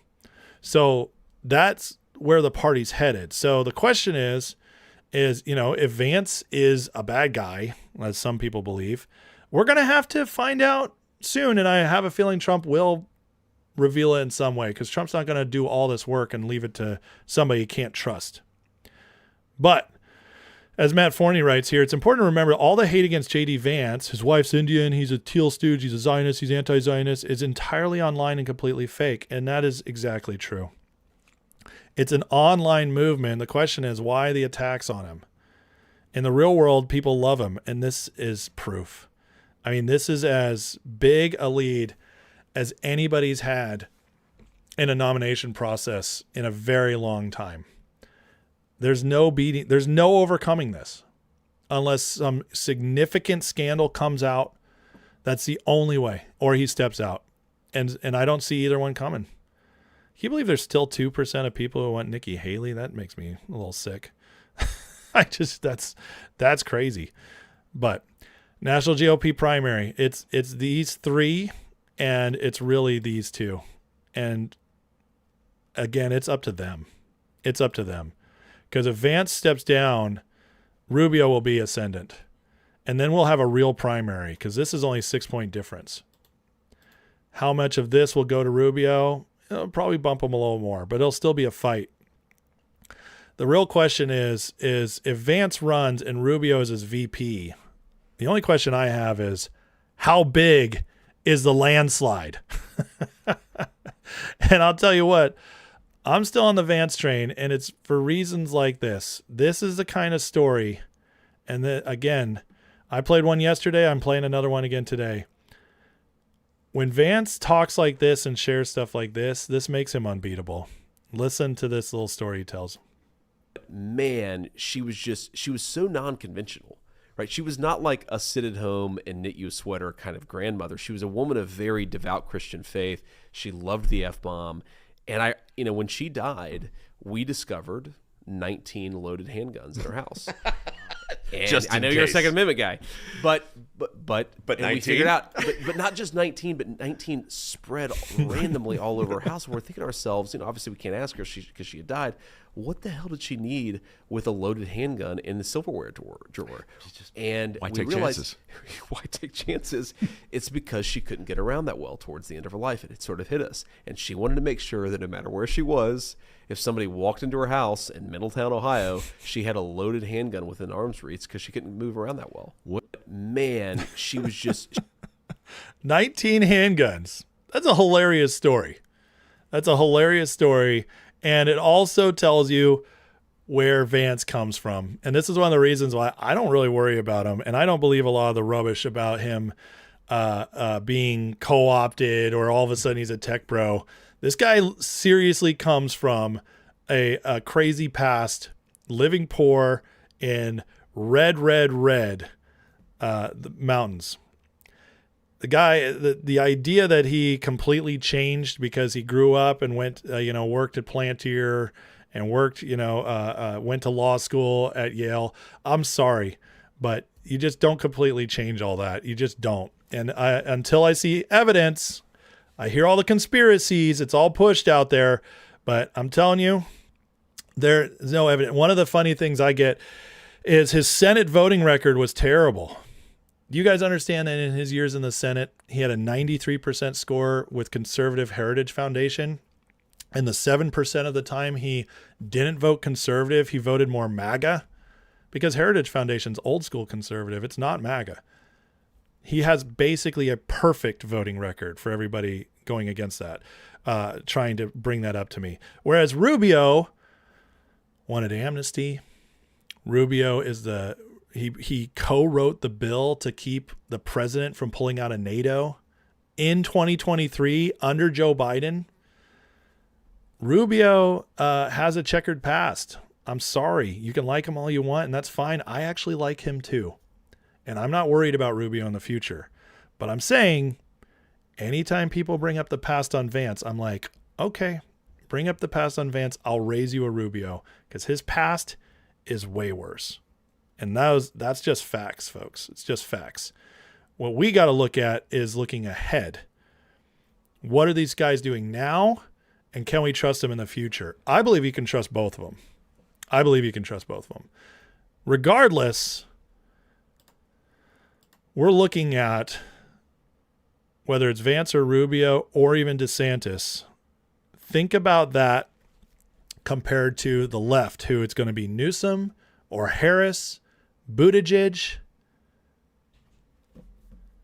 There's no way 28's on a landslide unless they come up with some dark horse candidate or these guys get taken out by massive scandal. So again, guys, they're getting desperate. The commies are coming out. They're getting desperate because they know they don't have much time. Once these guys, if we get in 28, which we will, we get in 28, the 2030 census is now completely controlled by MAGA.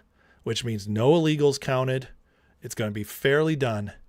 Reapportionment is going to favor the Republicans so much that from 2030 on, we're looking at 20 years of control, maybe longer, unless something significant changes, which is always a possibility.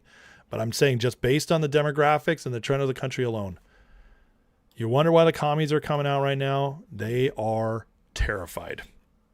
And they're like, we got to go for it now, which is going to backfire on them. All right. Hit that like and subscribe, guys. Have a lot more coming. A lot more coming. But first, I want to get into the chat, catch up with you guys. Thank you guys for your time watching. Thank you for the likes and subscribes. Thank you for the super chats and everything else. I appreciate you guys so much. Let's see here. We have any tags, anything trying to get my attention here. I'm not seeing many tagged comments, and that's okay.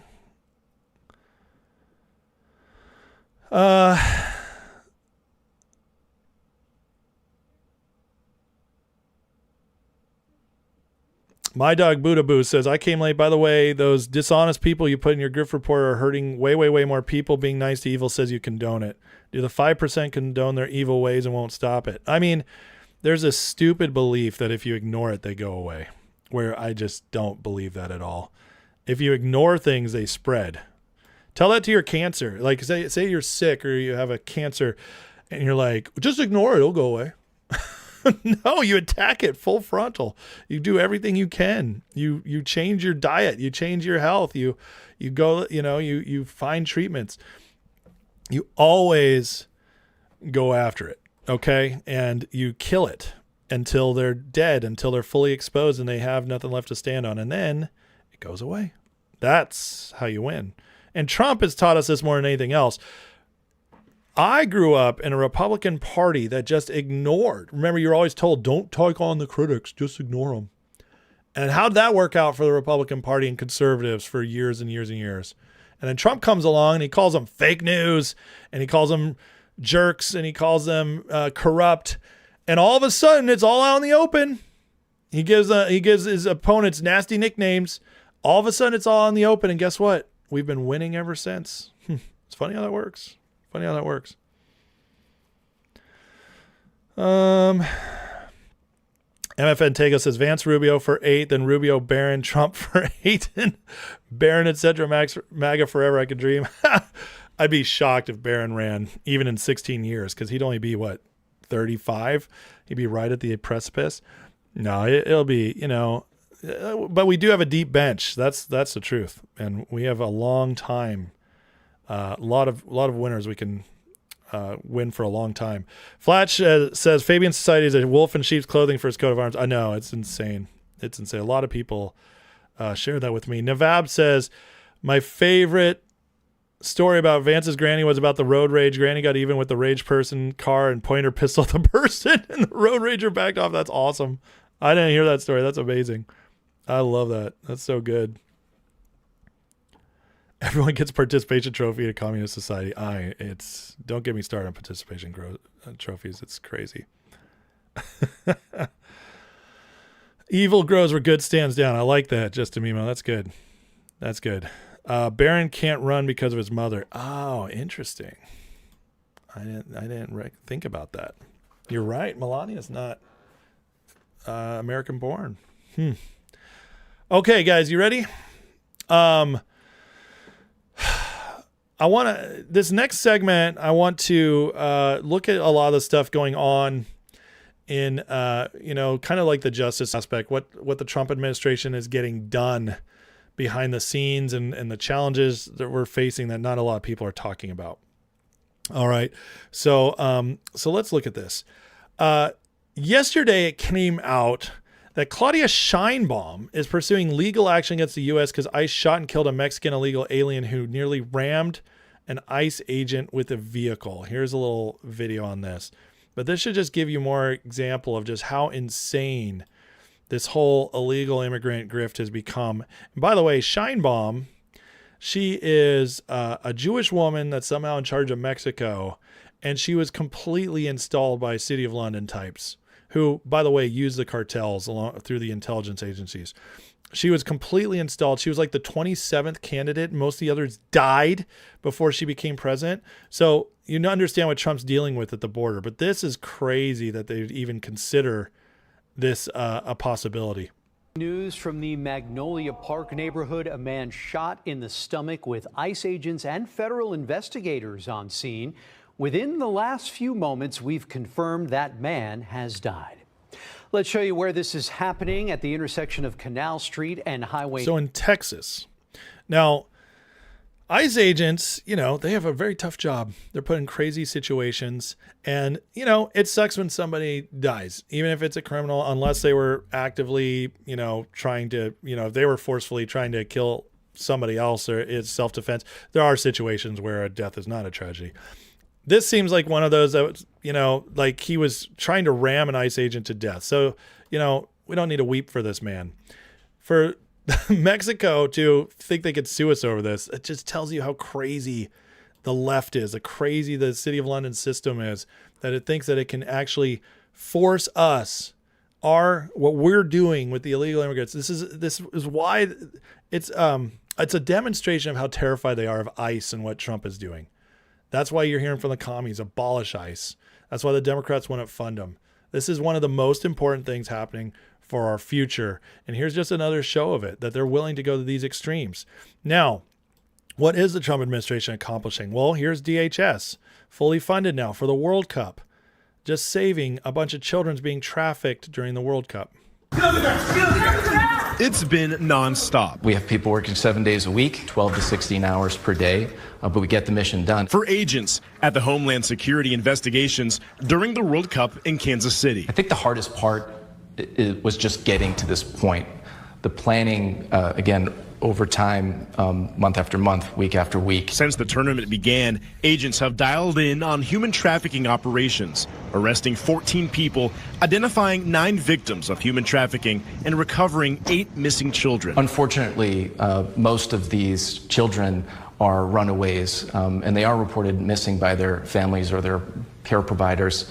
However, they end up on the streets. They end up with these traffickers who put them available for these human trafficking, events. The kids found were mostly teens and several from the KC Metro. We find them, every day. So the best thing that we can do is have people keep an eye on your kids. HSI also seized a little more than $435,000 worth of counterfeit World Cup items, like jerseys, T-shirts, and flags. Ultimately, they'll either be destroyed, or if they're determined to be safe, they're typically exported to third world countries where their clothing is in short supply. Even with the games ending, working with other partners to keep KC safe will continue. We're almost there. There's light at the end of the tunnel, but we have a few more days till we get to the end of the road here.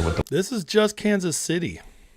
Isn't that crazy? So again, with these sporting events, these tend to be, like the Super Bowl is famous for it, to be times when the traffickers come out, they bring the kids in, they bring the prostitutes in, whatever they're doing.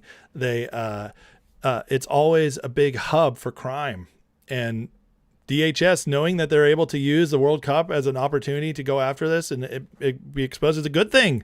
This didn't happen under other administrations. So them ramping up, again, one of the things that keeps pissing me off is the idea that we, because of the Epstein files, the Epstein class, that they use that against the Trump administration to act as if the Trump administration is a bunch of pedophiles and human traffickers, where they are doing more against human trafficking than any other administration in history. The numbers are astounding, how many people they've stopped, how many kids they've rescued. But again, it's projection, right? You project. But this stuff doesn't get reported very much. It doesn't. They want it hidden. They don't want you to know how much is happening. They don't want you to know how effective Trump's administration is. And that's even with their hands tied with several ridiculous obstructionist judges trying to limit the Trump administration, with people within the bureaucracies, within these institutions who are deep state plants who slow things up, the Trump administration's still getting more done than any other administration in history in cleaning up America. And that's why they want you to be mad about the big names not being busted, because that's all they got. They can't point to anything else. But the Trump administration continues to keep pushing. Now, American Truckers United is now pushing DHS to clean up trucking, which the Trump administration has already done some on, but this could really ramp up. Listen to this. An illegal immigrant released by the Biden administration hit and killed a Pennsylvania state trooper. Despite no legal status at the time, Massachusetts renewed his commercial license. New York plates, green light. The lobby group American Truckers United says 77% of all English proficiency violations issued nationwide came from just 10 states. No one is checking the immigration status of these truck drivers. The group wants states to partner with the federal government, so when a state inspector orders a truck out of service, mechanical or otherwise, agents can remove the unlawful driver. Every weigh station in America should partner with ICE and CBP to conduct targeted interior enforcement.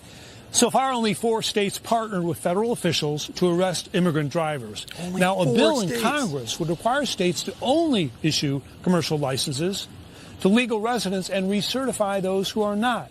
That bill awaits a floor vote. How crazy is it that, I mean, let's back up for a second. Think of all the criticisms the Trump administration gets for people being mad about certain things not happening yet. A lot of it's a psyop. A lot of it's being pushed to just discourage you. But there are some people who, legitimately are like, I don't understand why they're not doing this. Do you understand, like, almost every single thing they're not doing yet is because of judges blocking them, the Senate blocking them and not passing stuff, or the states fighting back. The Trump administration has to overcome all of that for every major initiative they push. And yet, we're still seeing so much getting done. I don't know what to tell you guys. The Trump administration, the way Trump's running this is a miracle. It's a miracle that he gets as much done as he does. And I guess we're just not taught civics anymore, so you don't understand our system. But they are gunked up at every opportunity. He just said only 4 states are arresting illegal drivers.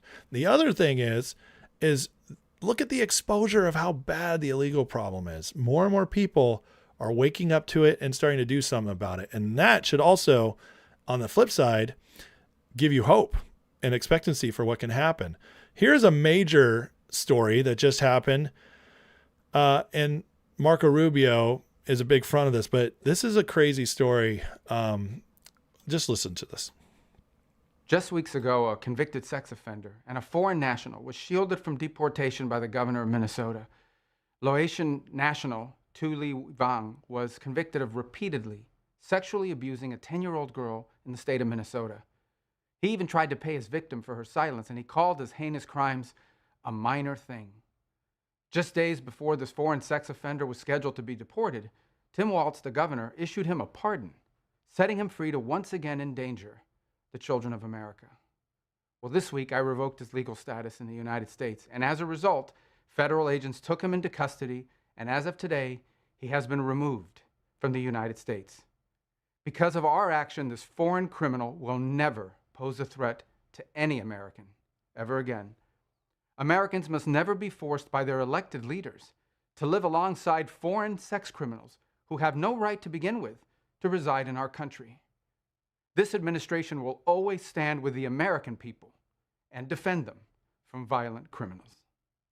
This should be passed far and wide. Everybody should be sharing this story because it is a perfect example of the difference between the establishment class and the Trump administration and MAGA.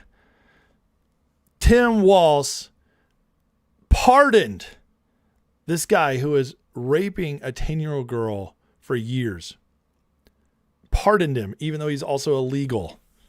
And thank God the Trump administration went in and got rid of him. But do you understand that if this guy was an American citizen and he was pardoned, the Trump administration's hands would have been tied? How crazy is this stuff? But that's who they are. That's who they are. Now, they're going after cash again. They keep doing it. Why? Why does the mainstream media, why do the Democrats, why do the rhinos keep going after Kash Patel? They are terrified of this man, and they are trying to take him out. The latest story, Kash can't count on Trump's protection forever. They're trying to paint him as corrupt. This is from MS Now. Used to be MSNBC. What a stupid name change. And thank God the FBI doesn't ignore it and goes right after him. No clue what these clickbait losers are talking about. Will play. $7 billion in savings from previous administration.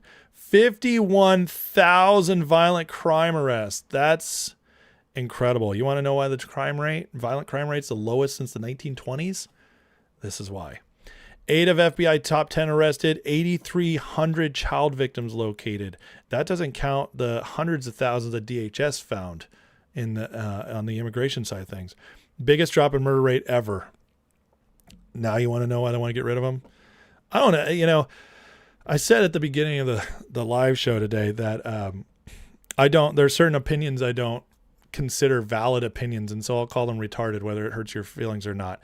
I'm at that place with Kash Patel. Anybody who thinks Kash Patel isn't doing a good job, anybody who thinks Kash Patel is part of criminality or part of a cover-up of anything, I just think you're retarded at this point. Kash is doing so much, and the real work is getting done, folks. The real work is getting done. It's amazing. And the work's getting done in many other places as well. Here's Linda McMahon talking about fraud in the education system. This proves more and more that the crackdown on fraud is encompassing everything. They're leaving no stone unturned. Listen to this. Just beginning now to really look into the fraud that you're referencing, the K through 12 schools. We've been focusing quite a bit of our fraud detection, if you will, in higher education, at the moment. And we have, through our student loan program, the FAFSA program, we have actually identified and prevented now over $2 billion in fraud. So I'm very pleased that we've been able to do that. And now we're looking more at the K through 12 issues that you were raising. And I can assure you that we will be following through with our departments to see where this money has been going. If fraudsters are just seemingly trying to pick the pocket of American taxpayers everywhere we turn. So as we're looking at schools, or we're looking at the programs that are going out, we will be focusing on this fraud as well.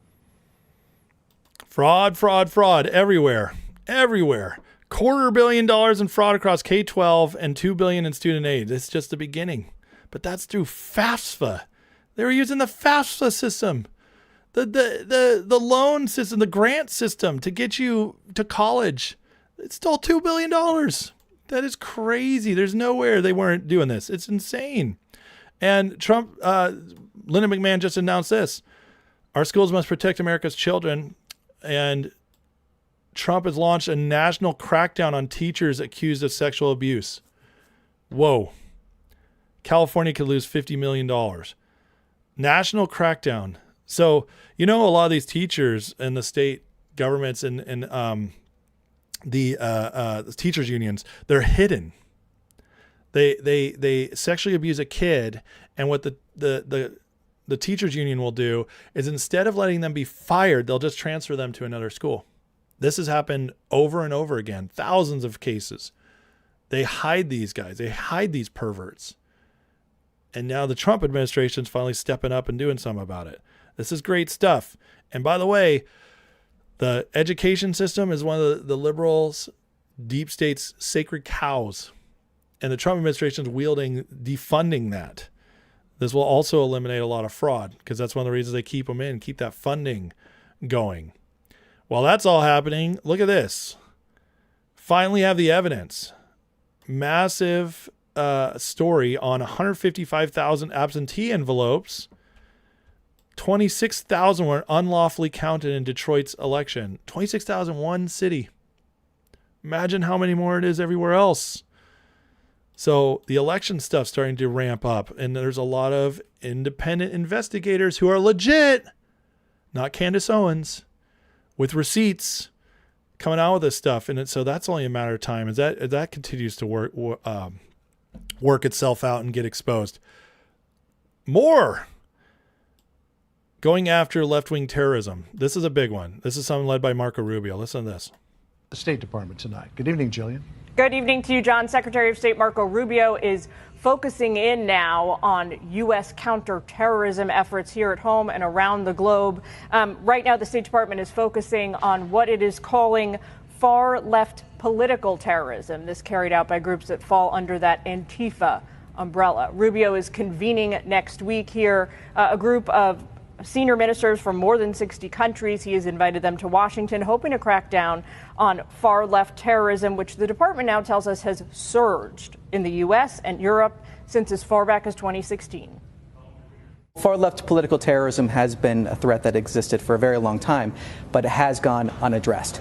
And we're making sure that we solve that problem. The terrorist actions that those groups are taking, including kidnappings, including the targeting of critical infrastructure. That's what we're focusing on. President Trump designated Antifa a domestic terrorist organization in a 2025 executive order. Then last December, Secretary Rubio slapped foreign terror labels on 4 European groups aligned with Antifa, and he said to expect more.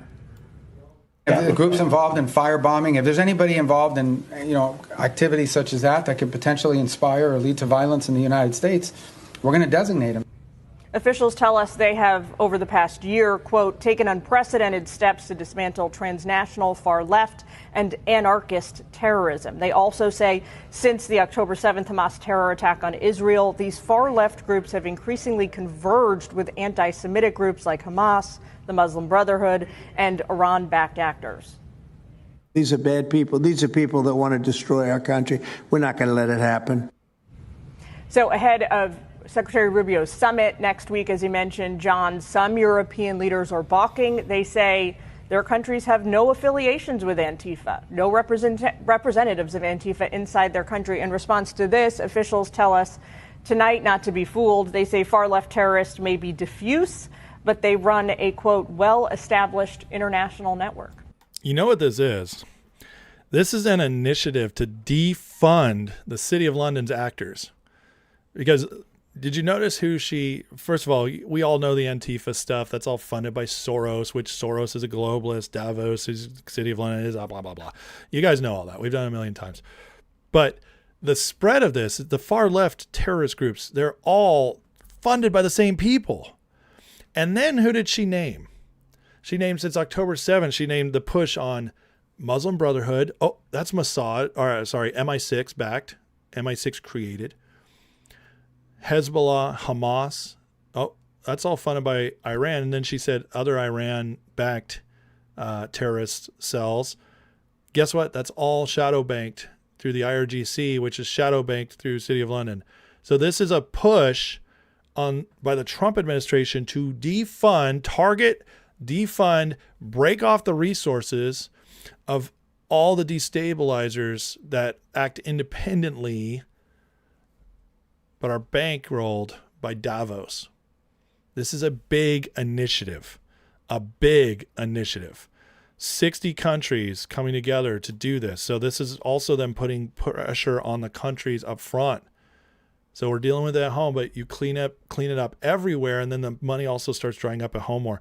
This has been happening since the beginning of the Trump administration, especially the beginning of last summer, 2025, when Bessent announced this big target on drying up all the Antifa funds. Well, guess what? Have you guys noticed how there hasn't been as much rioting as people predicted? There's still some. There definitely hasn't been as many cities burnt down. It's been all summer. We were all told it was going to be a hot summer. We were all going to tell this summer of love. We were told that last year too. Where are they all? They keep getting busted up. The Trump administration's on top of it. It's amazing. It's incredible stuff. And so while Trump's doing all this, let's see here. The culture is shifting too. So the Trump administration's fraud crackdown, its crackdown on the immigration, the terrorism, all that it's making massive shifts. But the long-term changes are going to always be from culture, as I say many times, and the culture is starting to shift even more. Here's a big one. Share of successful National Science Foundation grants containing DEI language has plummeted to its lowest point in 20 years. Highlighting the success of the Trump administration's crackdown on the woke agenda. This is far less kids and information getting out there that's woke driven. This is the lowest since almost, 2002, 2003? The first big politically correct push, I remember. It's a big deal, folks. This is a big deal because that education is what brainwashes the kids going forward. So there's a cultural shift, more justice right there. And then we get stuff like how Maha is working as well. This is a big deal. Last year, real food outsold processed food by 7% after 30 uninterrupted years of ultra-processed food sales. 30 years! Since 1995, we hadn't seen a reversal in real food outselling processed food. That's huge. Yogurt sales up 15%, frozen vegetable sales. See, this will ultimately be the biggest. And I was talking about this, I think 2 weeks ago with you guys, where, because everybody's like, the Maha movement is being pushed back. RFK's not getting enough done. Well, first of all, he's getting a lot done. Secondly, the biggest change is the fact of the awareness, the education fact, because that shifts culture to start buying more real food, get healthier. You keep doing that, this will only grow. This is, believe it or not, I see something like this and I see, oh, the awakening's still happening. The awakening's growing. The awakening's spreading. This is good news. All of this is happening. So when you take this, you couple it with the fact that, religion, Christianity is growing in our nation again. We have, obviously, the patriotism is coming back. We have so many things shifting that are longer term trends than just policy changes. And again, it's why you couple all this with what Trump is doing policy-wise and the fixes they're making, the things they're cleaning up, the fraud they're cutting off, the funding they're cutting off. I see really good things for the long-term future. This is just the beginning, folks. It's just the beginning. Okay, hit that like, hit that subscribe if you don't mind. And next we got the Grifter Report. You guys knew I was going to do it. It's coming. We got a big one today. I'm doubling it up because just for all the people who wanted me to get rid of it, for the 4% who told me I should ditch it. It's time to double down and do an extra long major grifter report today, and it's because part of it's because I got a lot to say. Tyler Robinson's stuff is very interesting. Candace Owens' narratives are falling apart left and right. And it's beautiful. So I can't wait to get to it. We'll be doing it in just a second here. Exposing the grifts online. And, oh, man, wait till you see where we're at, what Nick Fuentes and Megyn Kelly are doing. There's a lot of jumping ship going on. It's hilarious. It is hilarious. Okay, but first I need to get into the chat. I did see some people write me. Chiosat with a $5 super chat says, I think Vance and Rubio have been influenced by Trump to think more MAGA rather than establishment way they used to think. I agree. 100%. I agree. I think Rubio especially kind of had an awakening. I think Rubio was always a patriot. I think he was just a traditional Republican, and that's all that was really available to him. And then the MAGA thing woke him up and showed him what's actually possible. So, all right, let's see. J-Bone with $5 super chat says, Ace, when's the discussion going to start about impeachments for Congress asshats that breach their oath of office? The reason why it hasn't started, J-Bone, is because it wouldn't go anywhere. The Congress is still so embedded with establishment types that there's no impeachment wouldn't accomplish anything except wasting time. And they wouldn't even get the impeachment votes. So that's why it hasn't happened. The only way to take them out is for so much crime or whatever, corruption to be found, criminality, that the Justice Department can intervene. That's the only way you're seeing senators take out.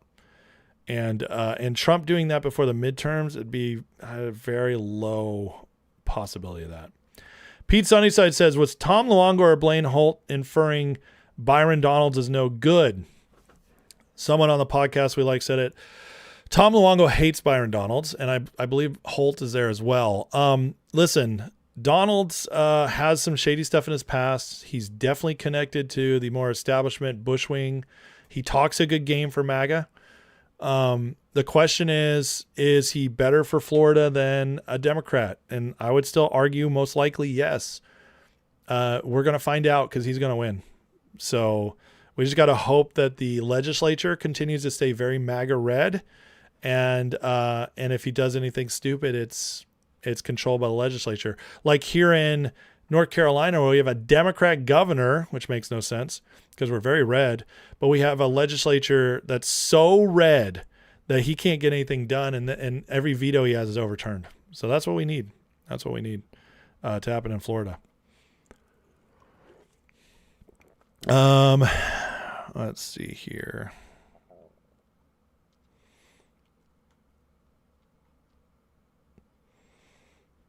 Lots of good conversations going on, but not directed at me, and that's okay. You guys keep talking.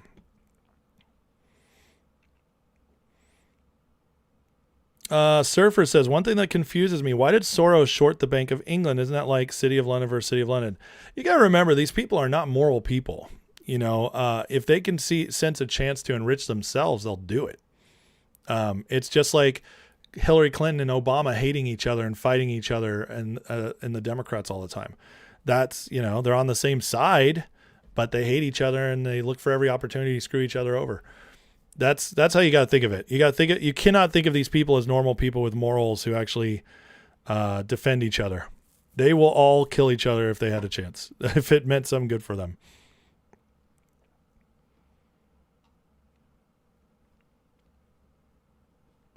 Amber Riley says, Summer of Love was just huge orgies, mind-altering drugs, control the weak and sick. Yeah, but you're right. But the other Summer of Love, quote unquote, is what they called the 2020 when all the BLM riots happened. It was a joke. It was a play on words, Summer of Love. And it was just violence. And that's kind of what I was alluding to. Anything else here? Clausa said, did I see the debate between Sneeko and Alex Jones? It was hilarious. No, I didn't. I have no interest in that. But I am wondering why it would be interesting. I mean, what are they going to fight about? they agree on everything. Cardiac, I think they've been rigging governor race here in NC for a long time. We always get a Dem governor when everything else is repped on. Well, that is part of it for sure. I also don't think the Republicans have been running good candidates. That's been part of it too. So, Maka says, I would have taken the bag, which is why I don't vote. Taken the bag of what? Okay, well, all right, guys, please hit the like, hit the subscribe. If you have anything else for me, please tag me, or if you want to support the channel, send a super chat and you'll be guaranteed to be read or answered.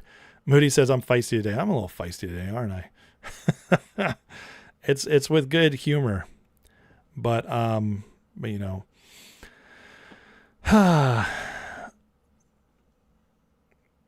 Wop says, well, Soros is a problem. He's a minnow in the water compared to hidden deep state money. That is actually very true. Yeah, that's very true.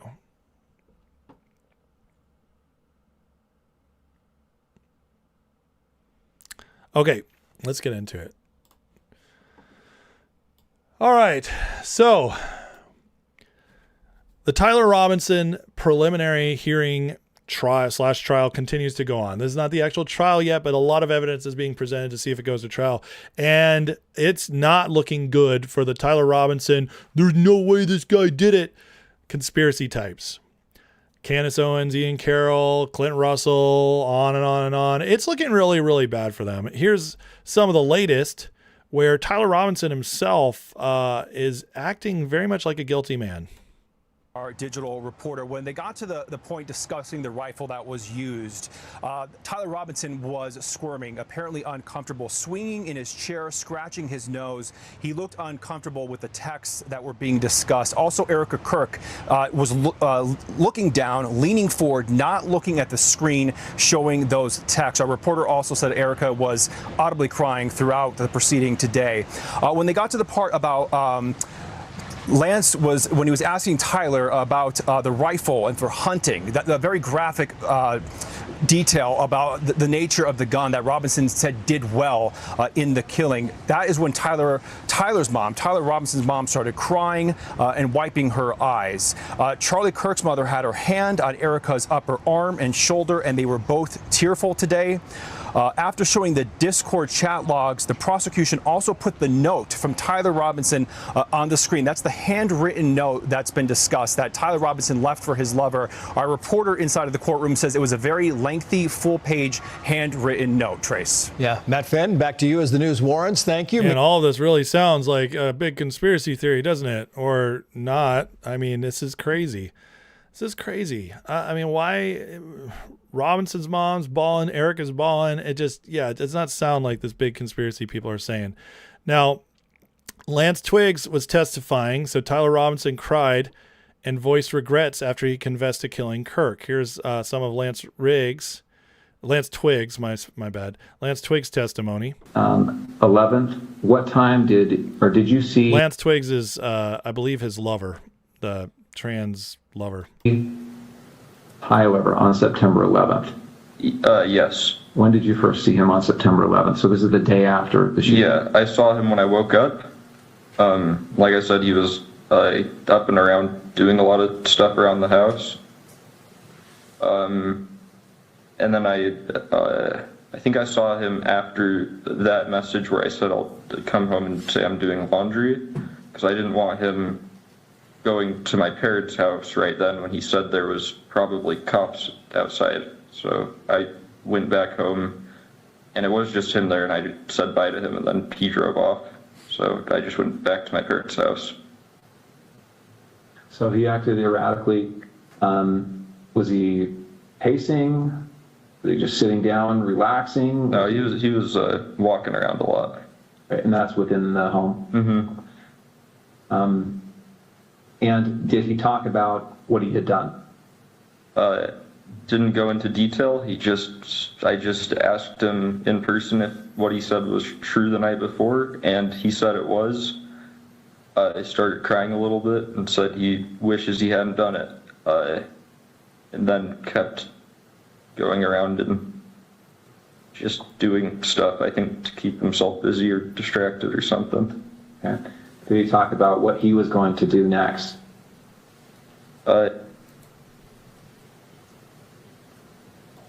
Wild stuff. He started crying a bit, say he wished he hadn't done it. And then he said he'd talk to his parents or turn himself in. Crazy stuff. This is actual testimony from the guy, and we have the testimony of the parents. They turned himself in. They drove him to the cops. I don't know who about you guys, but if you think your son's involved in a conspiracy, if you think your son didn't do it, you don't drive your son to the cops to turn himself in. I just telling you right there, you don't do that. But and Candace is now, she's trying to find every little thing she can tear apart in this. Says the police took a pic of Lance's phone. Biggest assassination since JFK, and they decided not to collect and store it. I would argue MLK is probably up there too, but they decided not to collect and store it into evidence, just trusted him and took a couple of cute pics for Insta. And now Lance has immunity. Enjoy your Fed slop, she says. She's just trying to throw like anything she can to get people not believing this. But Andrew Wilson replies, this is why you should watch the hearing. What actually happens, they use software to pull off the data from his phone. She can't even get these details right. How does anybody trust Candace Owens? This woman is a retarded, evil witch. She is horrible.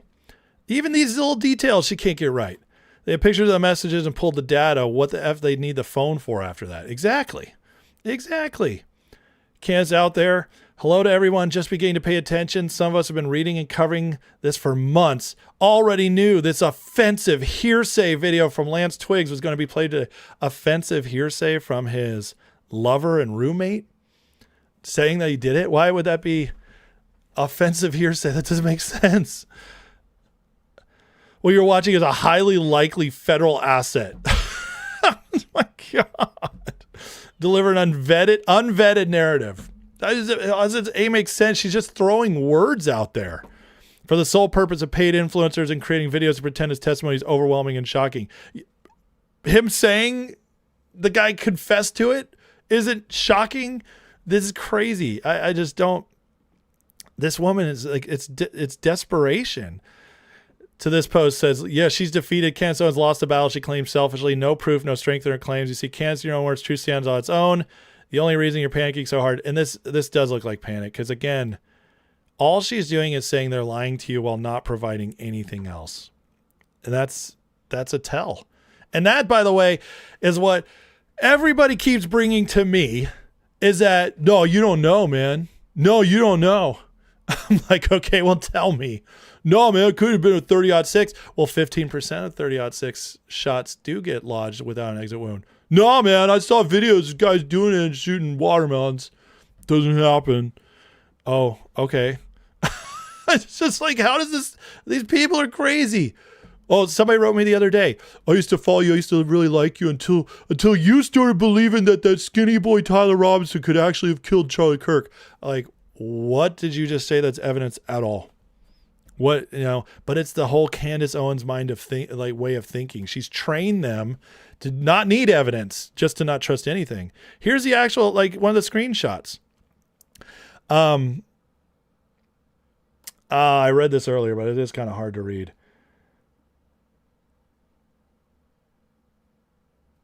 Oh, okay. Well, I can't read it. It's too blurry. Sorry, guys. But the screenshots are out there, and you should go through them. They're very interesting when you actually can read it. Here's a breakdown of the note, though, Tyler Robinson wrote in his handwriting. That's confirmed. Luna, if you're reading this per my text, I'm so sorry. I left the house this morning on a mission. Sent an auto text. I'm likely dead or facing a lengthy prison sentence. Had the opportunity to take out Charlie Kirk, and I took it. I don't know if I'll succeed, but I'd hope to make it home to you. Interesting. Now, again, do I think he was the only one who pushed him to do this? Probably not.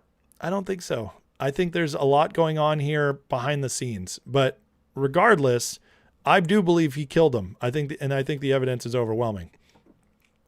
Lance Twigg says he never heard Tyler talk about Charlie Kirk or LGBTQ issues.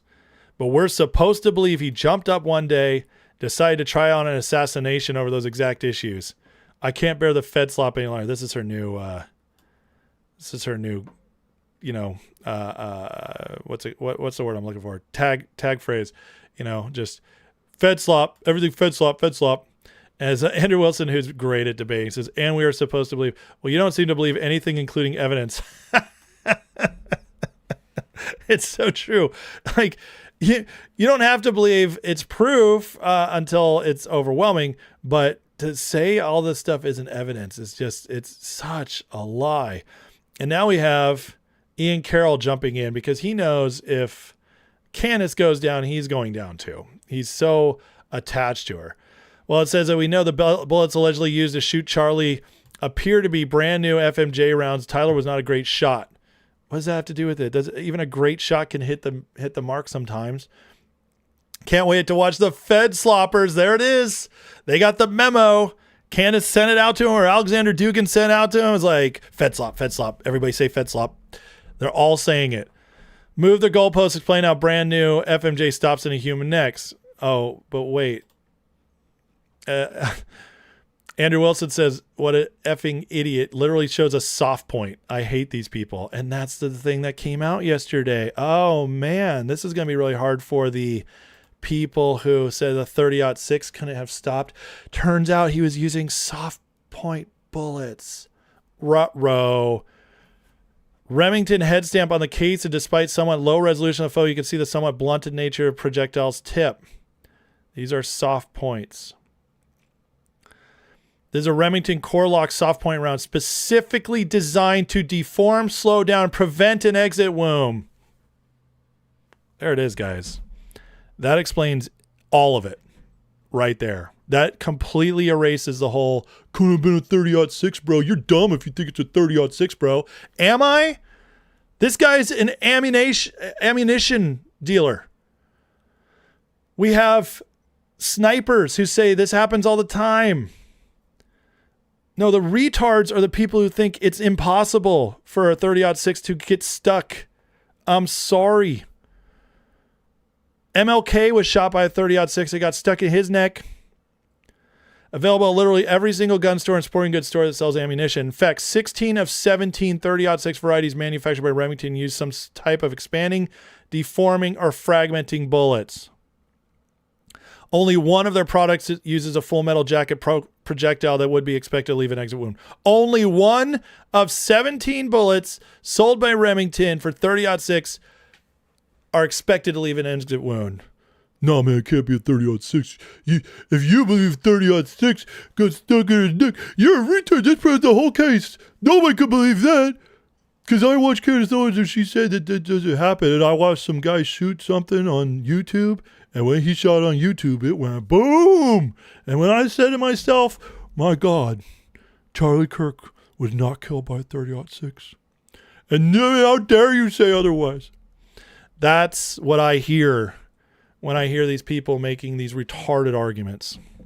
That's what you sound like to me. I'm just going to start calling them all Corky. Corky, I don't believe your argument. This has been the most easily debunked claim of the entire web of lies. It's really mind-blowing considering exactly what you choose for the assassination. But yeah, definitely keep getting them. All your information from the DI hire Portland Pizza Boy and the Corkies. I'm sure they know more about this than I do. Exactly. Here's a cutaway of a standard soft point projectile. As you can see, copper jacket's extremely thin, around 0.2 inches or roughly 33% thinner than a credit card. 33% thinner than a credit card. Under that, you have lead. One of the reasons you need the copper jacket is because lead's so soft it wouldn't survive the muzzle velocity or twist rate of modern rifles that left completely bare, with the soft point tips left unjacketed so as to intentionally cause the bullet to deform. The lead gets squeezed inside copper jacket, causing it to split and peel open like a banana. This occurs whether you're hitting soft tissue or a solid object.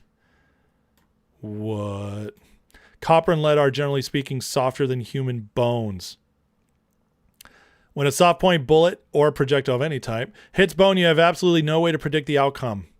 Why do people have this weird idea military guys are experts on ammunition? I've lost count of the number of militaries, police, and SWAT guys I've educated, various training classes and events, out of the dumbest fudlore you can possibly imagine. It's like saying a race car driver automatically knows everything about all types of engines. Yeah, here's what happens to the soft point when it hits.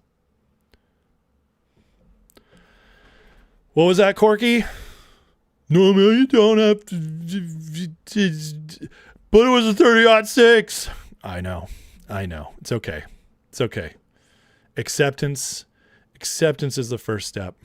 Acceptance is the first step that you believed a lying grifter retard. It's the first step. You can be angry next. Ian Carroll, again, this is in response to that. And then this guy, what I just read, but I hope you go to prison for a very long time. It's starting to, the turn is starting to happen. People are getting pissed at these people, including Charlie Kirk. Clint Russell came out to defend Candace. Tim Pool's lying to cover for Shapiro, and I'll prove it. Is he, though? I mean, I'm not going to run through his whole post because Tim comes back pretty securely and says, you want my security team to publish their text between Charlie's guys? It's the fakest, most retarded bullshit I've ever heard. You know it's bullshit. No security company worth their salt is doing this, and you know they can't. You're desperately latching on a conspiratorial bullshit because it gets your attention. I got to tell you, whether you like Tim Pool or not, this guy brings the receipts. He brings the receipts when he has something to say. So, Tim's very mad. And then Data Republican. Data Republican's on the case. She is on the case. And if you get Data Republican on your case, good luck. You're screwed. You're in big trouble. And she replies to Candace as Candace is continuing to try to take down TPUSA and Colvett. Hello, Ms. Owens. You told millions of people Tyler Robinson wasn't even there, that you felt confident stating Tyler Robinson did not murder Charlie Kirk. He was on camera, prone on the rooftop, 1222, shot at 1223, DNA at 30 quintillion to 1. DNA in the rifle, 1.7 octillion to 1. Told his family what he did. His parents helped him surrender. He texted his roommate, I am sorry, engraved, hey, fascist, catch on the ammunition a month before he used it. He said police didn't even question Lance Twiggs. He was interviewed twice. FBI morning after, joint state federal team several months later, his own attorney, voluntary phone surrender. You laughed when you said it. You told Sean Ryan a shaped charge killed Charlie. that PETN was in his microphone. Medical examiner says gunshot wound. Bullet fragments were recovered from his body.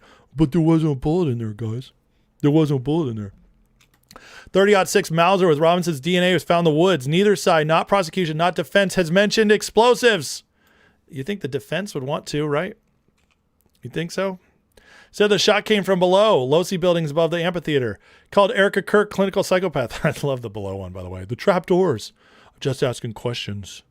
The Jews used the trapdoors. You called Erica Kirk clinical psychopath to an audience of millions. You said the assassination was a cult ritual. You said Charlie Kirk was sitting in a pentagram. You told people Israel killed him because he refused Netanyahu. These are all things Candace Owens has said. She is insane. Made over 100 episodes. She'd make that money, Candace. It's believed she's made over $40 million from these videos. $40 million from grifting off of Charlie Kirk's death. Wow. You built a franchise on Dead Man's name, and the hardest fact of all, Tyler Robinson's own defense lawyers have refused to make a single one of your arguments. That is the biggest tell right there. That not one of Candace's investigations, the proof, the Egyptian planes, not one of them has been brought up by the defense in trying to save this kid's life. Holy smokes.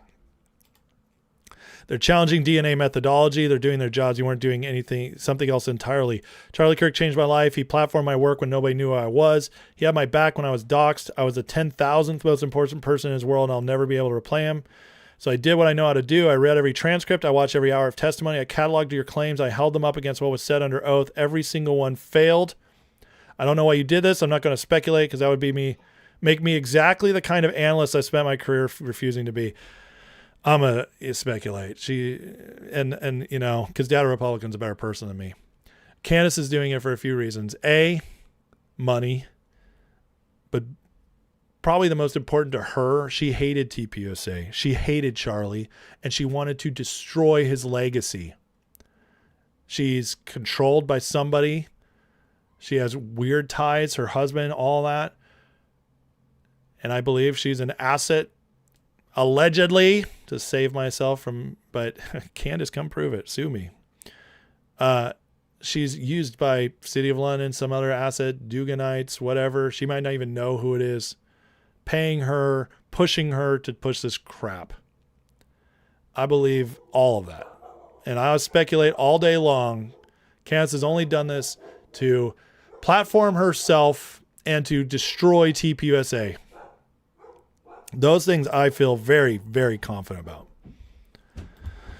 You told people confident lies about Dead Man's murder. Millions of them believed you, and some of them turned that belief into threats against his widow. And that's why, listen, you got, like, I've had people tell me, stop giving attention to these people. You're just platforming them. They'll go away. Tell that to, you know, why does Data Republican not agree with that idea? You know, why do all these other people who are very smart, brilliant people also challenging Candace? Because you have to cut out the cancer. You have to go after it or else it spreads. Candace, what she's been doing for the last several months is pure evil. She is slandering and defacing the life's work of one of the most important people in our movement while also destroying his family. She is an evil witch. And I hope she gets everything she deserves to have come to her. Trial continues. Every day of sworn testimony is another day your words get tested against reality. I'll be here for all of it. Amen. Amen. Here's Tim Pool. He can't take it anymore either. Candace is going so crazy. This is insane. How is it that I know for a fact, statement of fact, Brian Harpole did security for Candace Owens? That's weird. If that was not true, she could sue me. He's suing her. Hey, Candace, sue me for saying that right now. Do it. Because you know it's true, and all of these conspiracy people are lying. And the reason why Brian is suing her is because he did security for Candace, and she's accusing him to get clicks. And this is insane. Tim was actually friends with Charlie.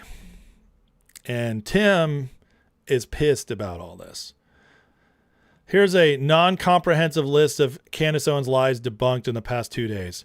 Robinson never on campus, except he was there 4 times. Exploding Mike. Well, bullet fragments found his neck. Twig's messages are fake. Pictures taken from the phone. Twig's admitted it. Candace lie, Robinson couldn't possibly jump from roof. Video of him jumping from roof. Candace lie, gun and ammo would have had exit wound. Ammo he used designed to break apart inside the target. Candace lie, couldn't have sent messages, already in custody. Sent messages an hour before. Candace lie, will be a show trial. Truth, judges made multiple rulings in favor of Robinson. Candace lie, person video too tall to be Robinson. Truth, person video is exactly the height of Robinson. Candace lie, Charlie's parents don't support Erica. Truth, sitting next to each other in court. And patting her back as she's weeping as they're going through all the evidence. Yeah. Again, evil. Here's Asmongold's take, which I love this guy. I love how honest he is. Candace panicking? Candace is a fucking retard. Candace is a retard, and the moment, like, anybody that takes her seriously is also a retard. Like, does she say things that I agree with occasionally? Of course, a lot of people do. I mean, there are things that I agree with Karl Marx on. It doesn't mean that he's right. Doesn't mean he's not a retard. So, yeah, I mean, she's trying to make a buck off it. Well, I think that Candace Owens wrote herself into a corner with getting so extreme that she's basically attracted some of the most mentally ill people inside of her audience. And because of that, you know, I think what happened is that she kind of... It's like once you start riding the tiger, you can't get off. You can't stop being that crazy conspiracy theory person. Once you cross that Rubicon, you don't go back to being normal. That's it. The bridge is burned. That's true. She's not wrong for asking questions. She is wrong for asking questions because they're stupid questions. Like this whole, I'm just asking questions. What if it was alien Israeli Mossad Jews that shot Charlie Kirk?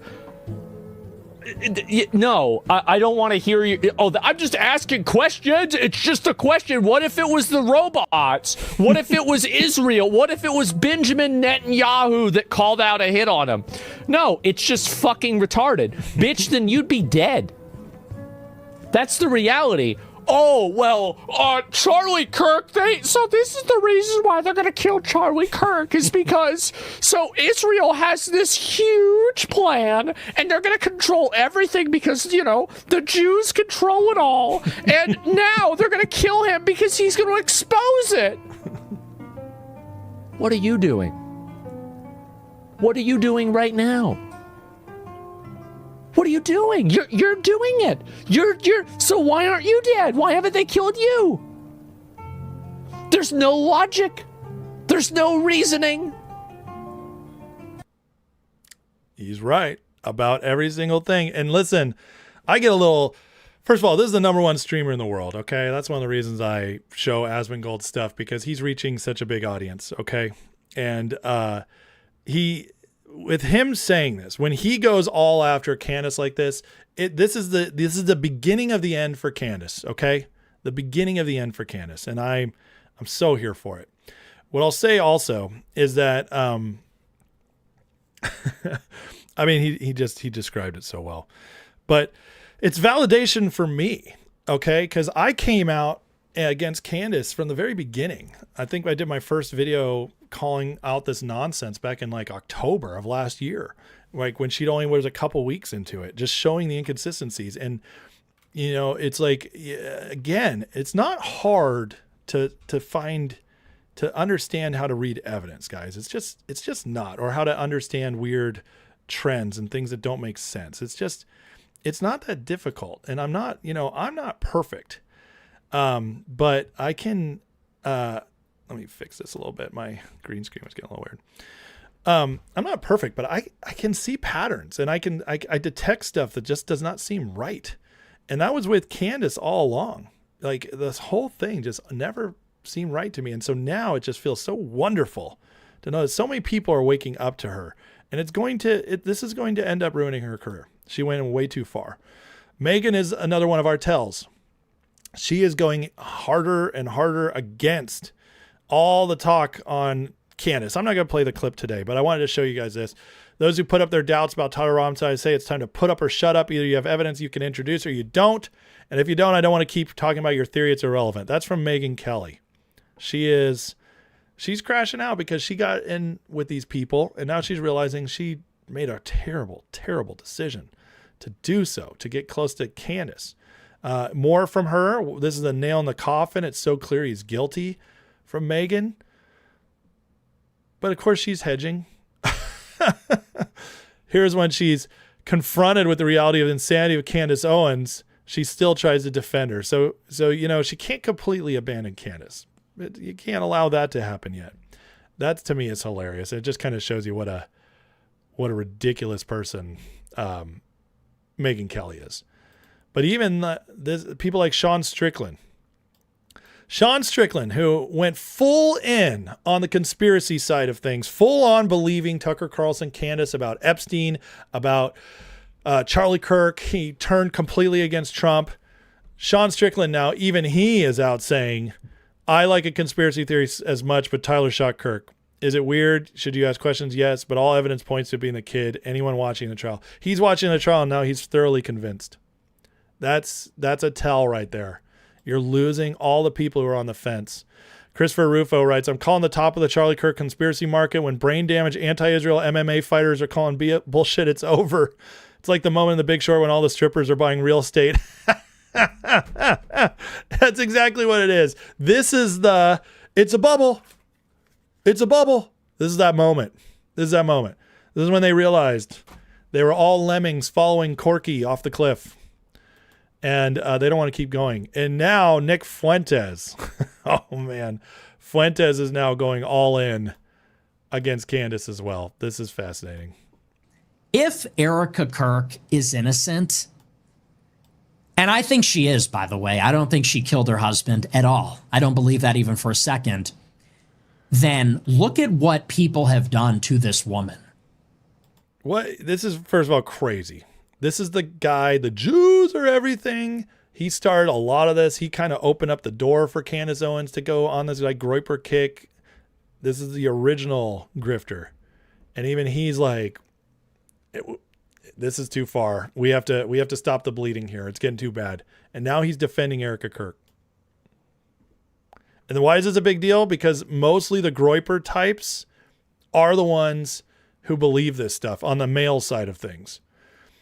Them, libertarians, they're all the ones listening to Fuentes, Dave Smith, and all that. And so for Nick Fuentes to now be saying this is going to change a lot of opinions.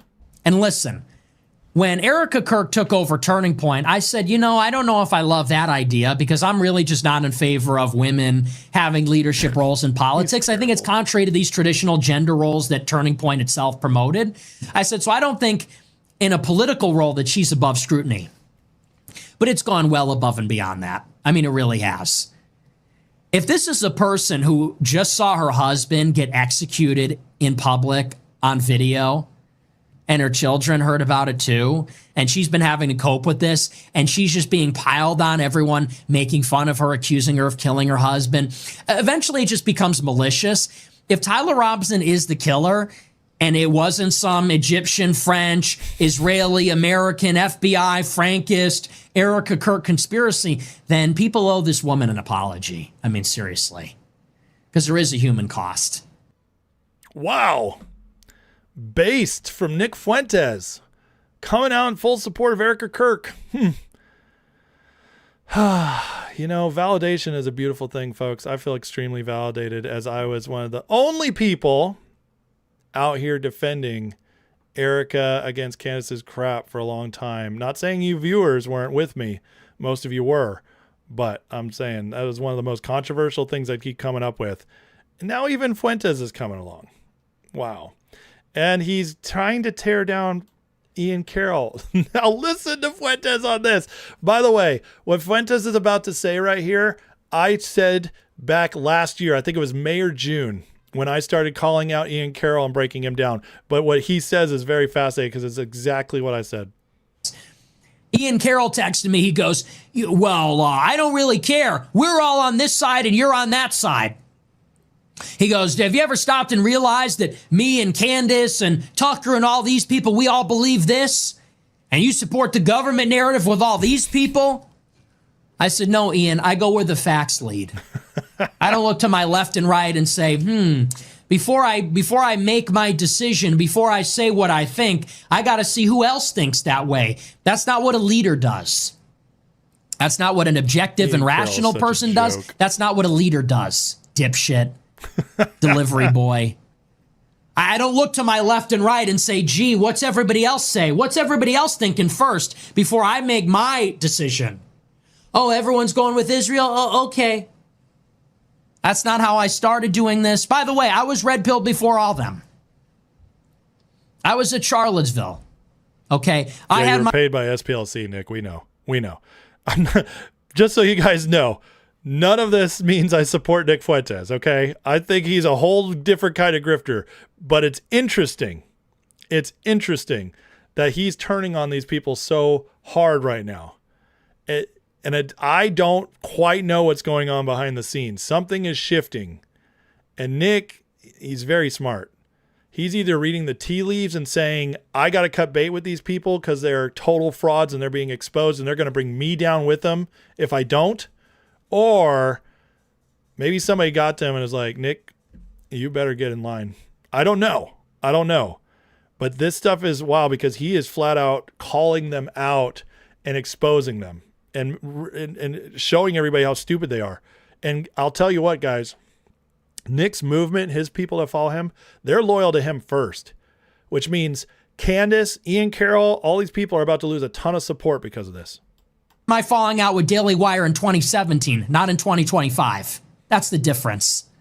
That's the difference between a leader and a follower.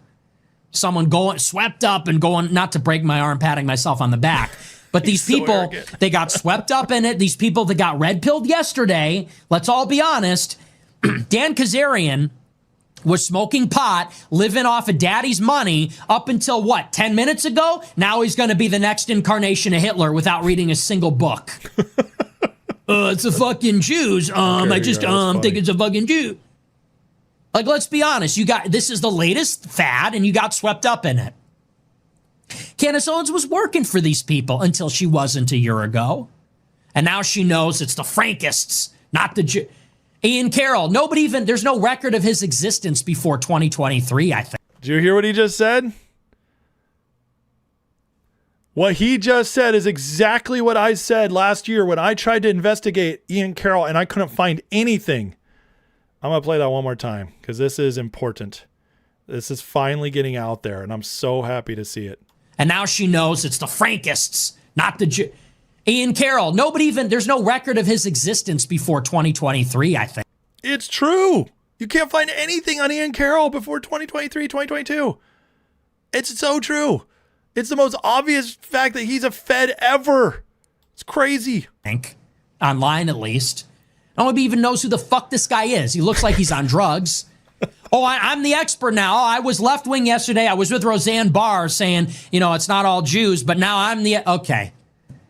These people that got red-pilled yesterday got swept up in it, carried away. They didn't even really know foundationally how we arrived at these conclusions. It just became another one of these fads for them. It's just Israel. This almost looks like, like a grifter type civil war where like Nick's pissed off because the retards were getting all the attention. And the retards are the ones who, with no evidence, with no, they're not smart. Nick Fuentes could run laps around Ian Carroll and Candace Owens. I don't like Nick, and he is bad news in a lot of ways. I think what he's the direction he takes, like young men who believe in him, is terrible. Okay, he's poison in a lot of ways. The way his ideologies, but the dude is smart. Okay. And you can see he is way smarter than these two. Candace Owens has to fumble over words to try to make something, and she constantly contradicts herself. Nick is he does have narratives, and he sticks to them, and he makes it sound good, whether you like it or not. It's important to understand your enemies. It's like what I always say about Steve Bannon. I don't trust Steve Bannon. I think he's a total fraud, but Steve Bannon's very smart. And so you got to know who and this almost looks to me like Fuentes is pissed off. He's like, how did these retards get bigger than me? How did they, how I don't understand it. I hate these people. That's almost what it sounds like to me. It's very interesting, but it's gotten so far now. Something is happening with Nick. Listen to this. Remember just a couple months ago, last year, he was part, along with Candace Owens, along with Ian Carroll, about saying like the Democrats need to win so we can accelerate things. He's changing a lot. Listen to this.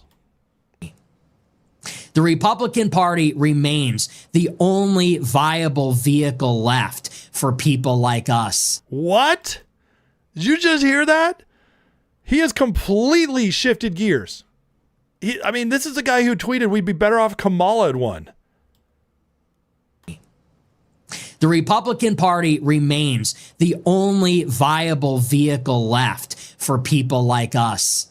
What? This tells me they see the writing on the wall. It was when Trump was suffering, when he was going through a bad time and they thought they could take him out. They went all in on, we need the Democrats to win. This is ridiculous. And now Trump is winning so much. They're trying to get back in. Megyn Kelly's doing it. Tucker did a little bit when the MOU came out. Nick Fuentes just went all in. Let's listen to what else he says. Think about the contrast. I understand that Trump frustrates a lot of us for obvious reasons. The war in Iran is downright unacceptable. The cover-up of the Epstein files, pushing Massey out of the race, this stuff is awful. We're not getting what we voted for. But when you contrast it with the other side, on the other side, they're saying abolish ICE, abolish borders, defund the police, indigenous rights and land acknowledgements and queer liberation and abortion on demand. What do I love? Transgender kids. When do I want them now? Like, this is what's going on the left. That's funny. And so what we need to recognize is that the right is going to be the vehicle. It is going to be the institutional vessel and vehicle. That is the constellation. Okay, so this is interesting. He just basically proved why we are not losing elections going forward. You understand? We had the Democrats had one pathway to win this midterms, and that was to get the retard Groyper types, the people who watch him, Candace Owens, Tucker Carlson, and still believe them. People who watch all them, Dave Smiths, the middle type who can sway wherever the wind blows based on what their people are telling them to do. They had one road, and it was for those people to abandon voting for MAGA, and then at the same time, MAGA people not showing up because they're can't be bothered. They're not, as excited about Trump. That's their one road to win the midterms. They just lost that middle group that would abandon them. This tells you that they're all coming back, the vast majority of them. That is going to screw them over so badly. And why is Nick doing that? Because I think he sees the writing on the wall. If he went all in on the left, Trump was going to win anyways, and they were going to be super screwed. This is the game they play. You got to stay kind of within. You got to stay within so you stay relevant, so you can attack, you can hurt from within. You stay close to hurt from within. That's what Steve Bannon does. Candace Owens is too retarded to know that. Ian Carroll is too retarded to know that. They're just doubling down and going down with a burning ship. Nick's smart. Nick's smart like Steve Bannon. He knows what to do. But again, I mean, it's just these people, man, they're ridiculous. They're so ridiculous. Look at this. The Hodge twins, who another one of the faggot crowd is abandoned, jumped on the Marjorie Taylor Greene kind of journey, Tucker Carlson journey. Breaking, Tucker and Hodge twins collab for the first time. So you see, they still all just milking each other for attention. They never go outside of their group, do they? They never do. Finally, I wanted to share this because this is exactly how I feel. And this is why I do what I do on this segments I do with the grifter report that I call it. Trust me, I don't want to talk about Candace Owens anymore either, but it's paramount we take this opportunity to stick a fork in this evil bitch and her low IQ minions. I mean, well said. Why? Because we're fighting an information war against the enemies of humanity, and the people we're trying to awaken are being distracted and led astray, and this insurgency is spearheaded by Candace Owens, among others. Tucker Carlson, Alex Jones, Steve Bannon, etc. But Candace right now is the main, she's the one doing the biggest push right now. Not only is Candace deceiving millions of people, terrorizing Charlie's friends and family, running cover for left-wing terror organizations, etc., she also discredits the actual independent journalists out there like myself. Covering himself. I would not have said that, but who actually are chasing facts, delivering truth. Every time she opens her mouth, she gives the enemy fodder to discredit people. So while I know it's annoying, we have to keep pointing out how wrong she was. This is necessary. Destroying Candace and her cult is mission critical. It must be done. We must thoroughly disprove and shame the people who have been terrorizing the internet since Charlie's murder and never allow them to gain influence over narrative again. 100%. He's exactly right there. There's our moment to bury Candace, Ian Carroll, Tucker Carlson, Alex Jones, Mike Flynn, and the other morons who puddled this bullshit for the past 10 months. Use it as a mechanism to fracture MAGA and turn Trump supporters against them. This is a war. Start acting like it. Freaking men. This is a war. Start acting like it. We are in a war. We're in an information war. We're in a political war. We're in an economic war right now. All those things are happening. We cannot give in. We cannot stop taking the narrative and correcting it. We have to do it. This is why I do the Grifter Report. People don't give them attention. No! I'm going to treat the cancer. I'm going to go after the cancer. Get it out. That's what we have to do. The PSYOPs are a big deal, and a big part of the PSYOPs are coming from the grifters. I don't need to go after left-wing media. Everybody knows they're lying. Nobody pays attention to them. I have to go after the people who are trying to get in on our base, that are trying to fracture this movement that is the only hope for America going forward at this time.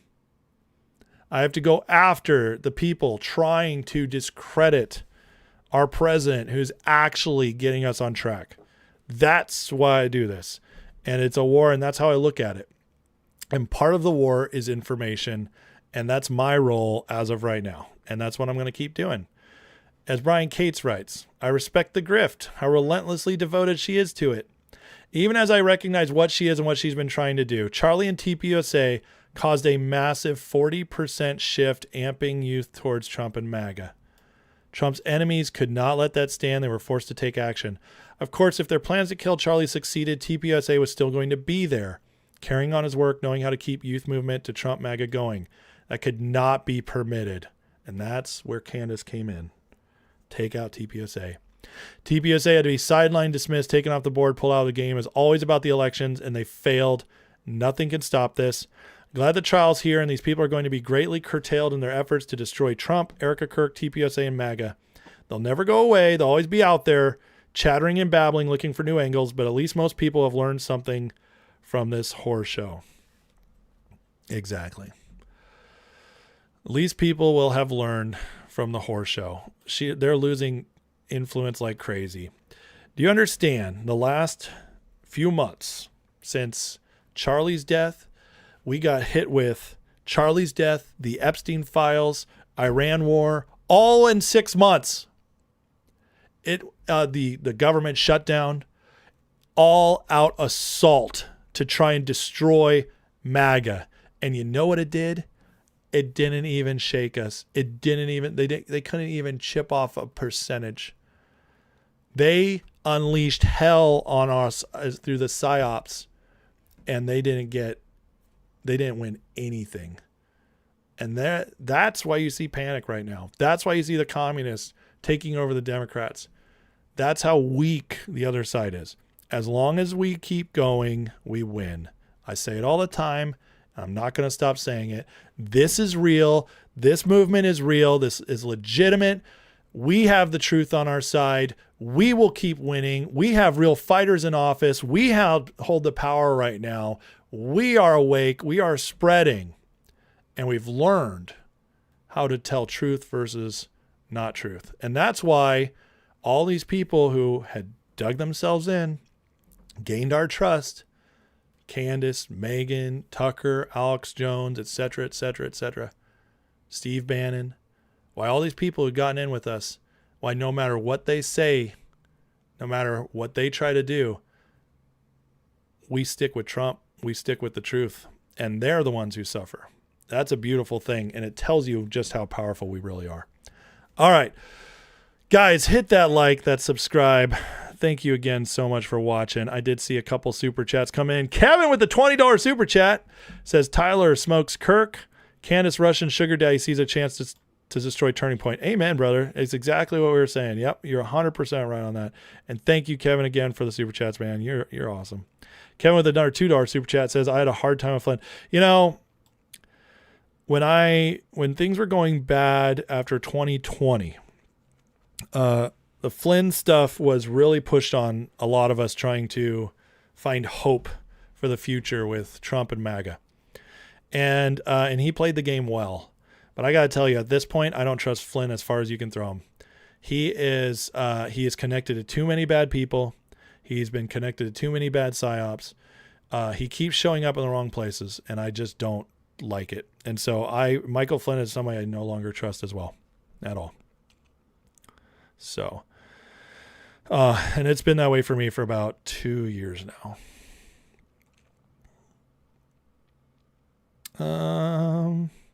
Lonnie says Tucker's as bad or worse than Candace and Nick. He's a pathological liar, flip-flopper. I believe he's being paid. He's a total psycho, or he just does it for the money. Yeah, Tucker is a total grifter. He's worse because he's the most popular. He has the most influence. But even that is waning quickly for him. People are tired of it. So,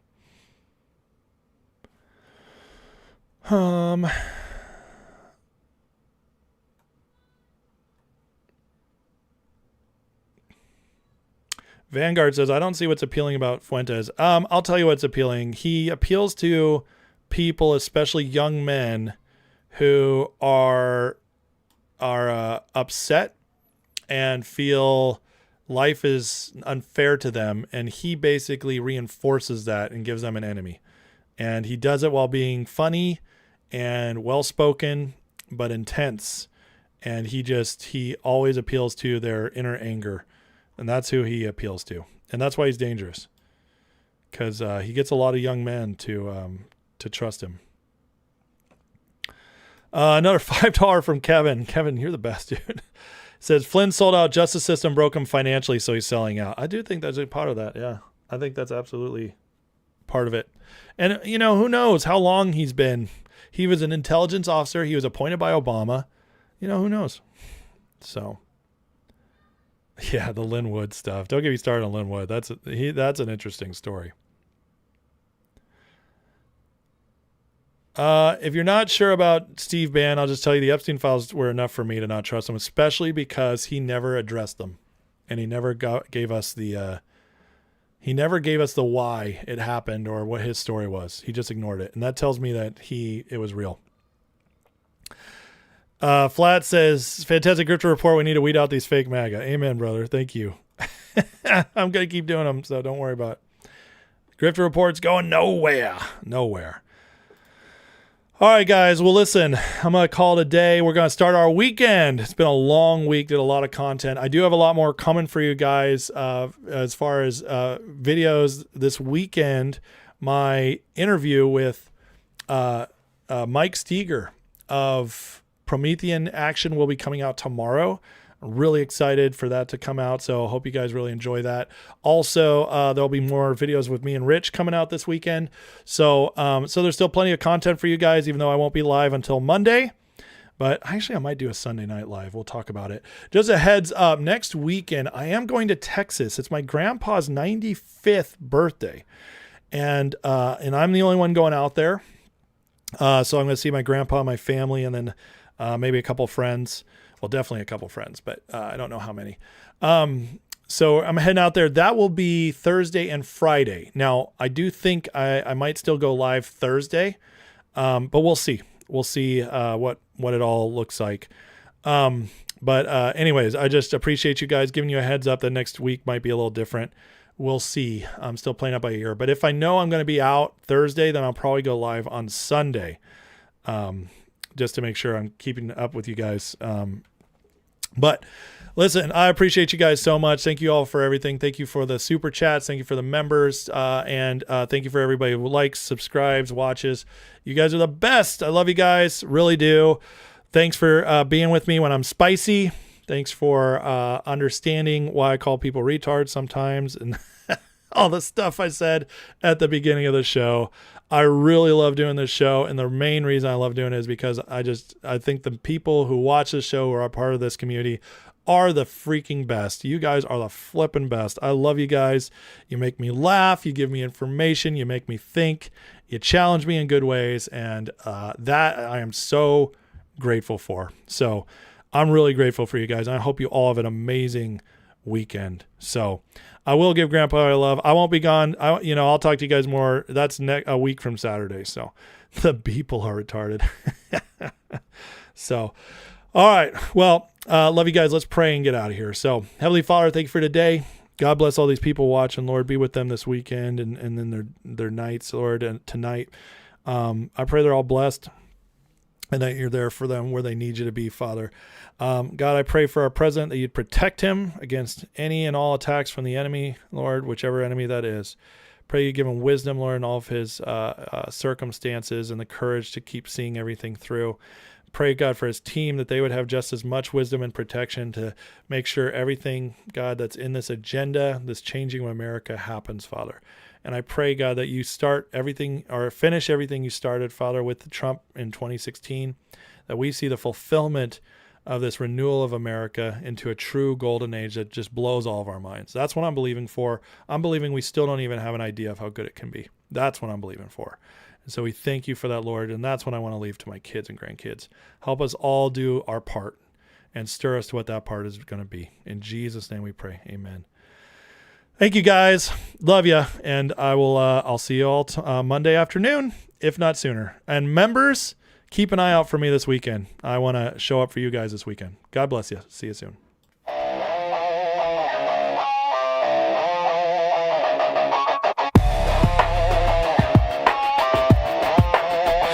Headlines screaming like a siren at night. Red and blue shouting, nobody's right. Smoke in the streets, truth under attack. Everybody's loud, nobody's got facts. Feeds keep scrolling, nerves stay tight. Matchsticks flicked in the dead of night. They sell fear, cheap package the lies, while the clock keeps ticking, empires on fire. Can't sit quiet while the world's on edge. Lines in the sand, standing on the ledge. No script, no leash, no polish, quiet. Just a voice in the dark and a spark to the wire. This is